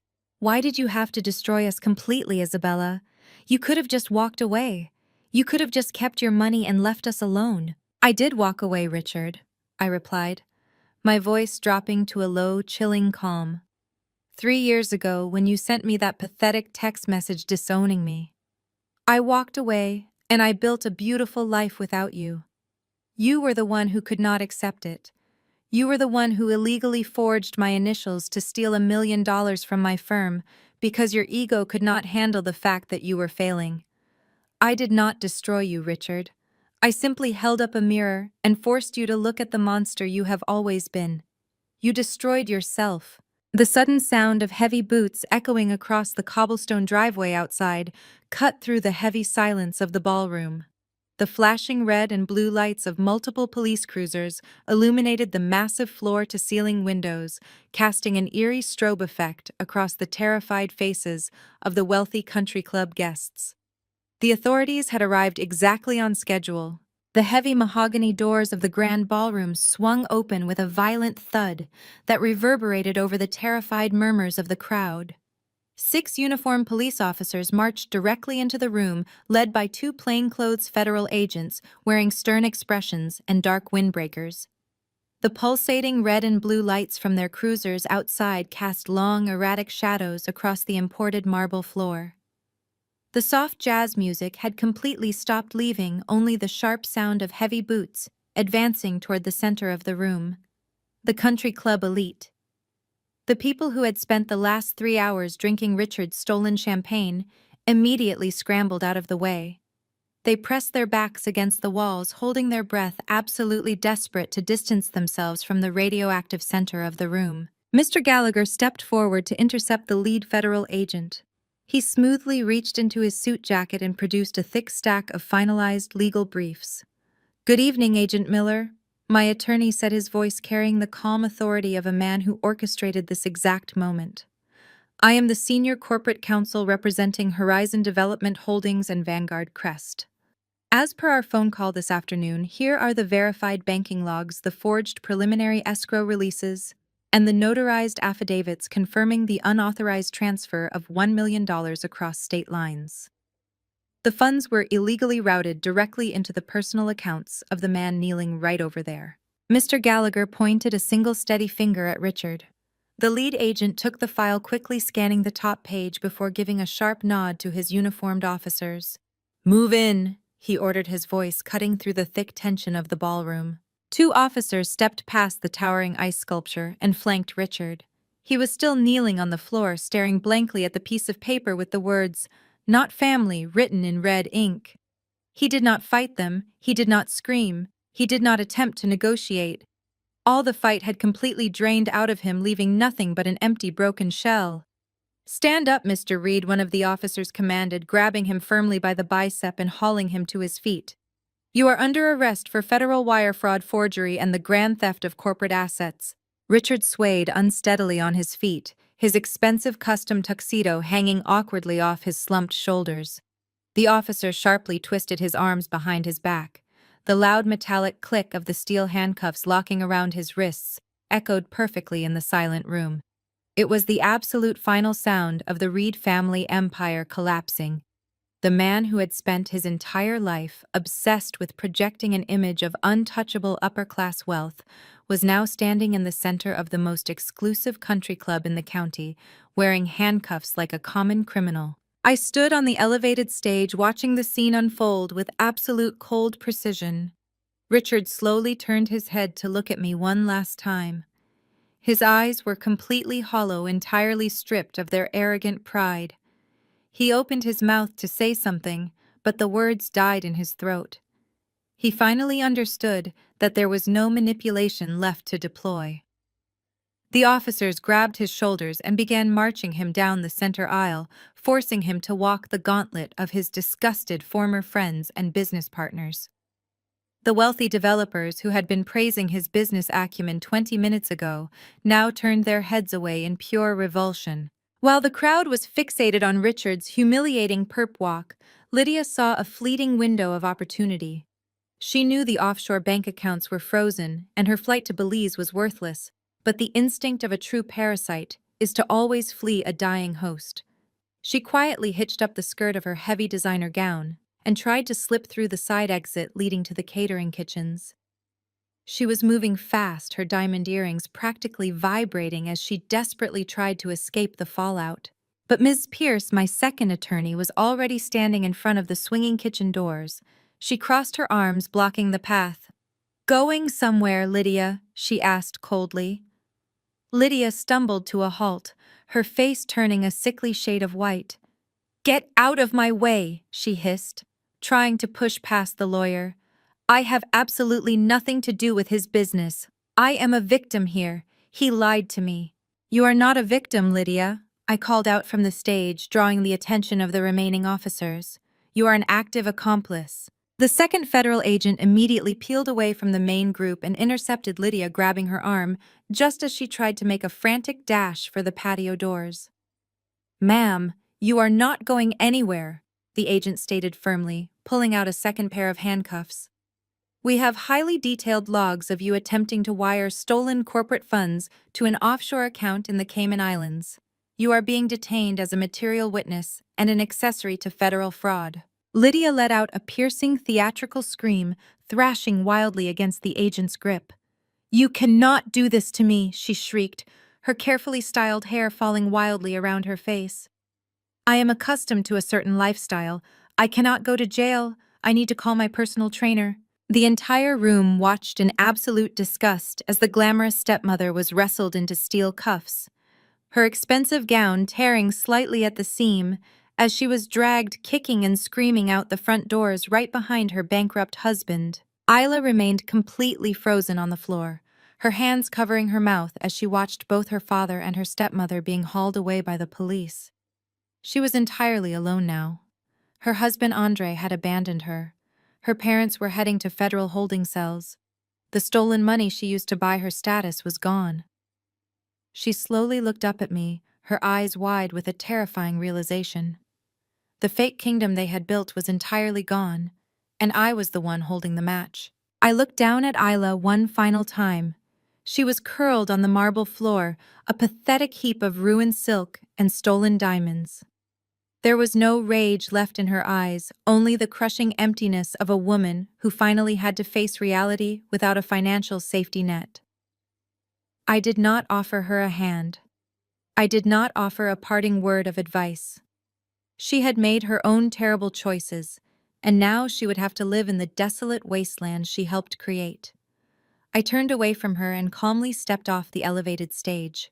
The remaining country club guests parted from me silently. There were no hushed whispers now, only wide eyes filled with an unsettling mixture of fear and profound respect. They were looking at me not as Richard Reed's estranged daughter, but as a corporate titan who had just flawlessly executed the most surgical dismantling of a family empire they had ever witnessed. I walked down the center aisle, my heels clicking sharply against the polished floor. Mr. Gallagher and Miss Pierce fell into step right behind me, their briefcases swinging in perfect synchronization. We bypassed the shattered champagne glass and the remnants of the lavish party without breaking our stride. As we moved through the grand lobby, I saw Richard and Lydia being aggressively loaded into the back of two separate police cruisers.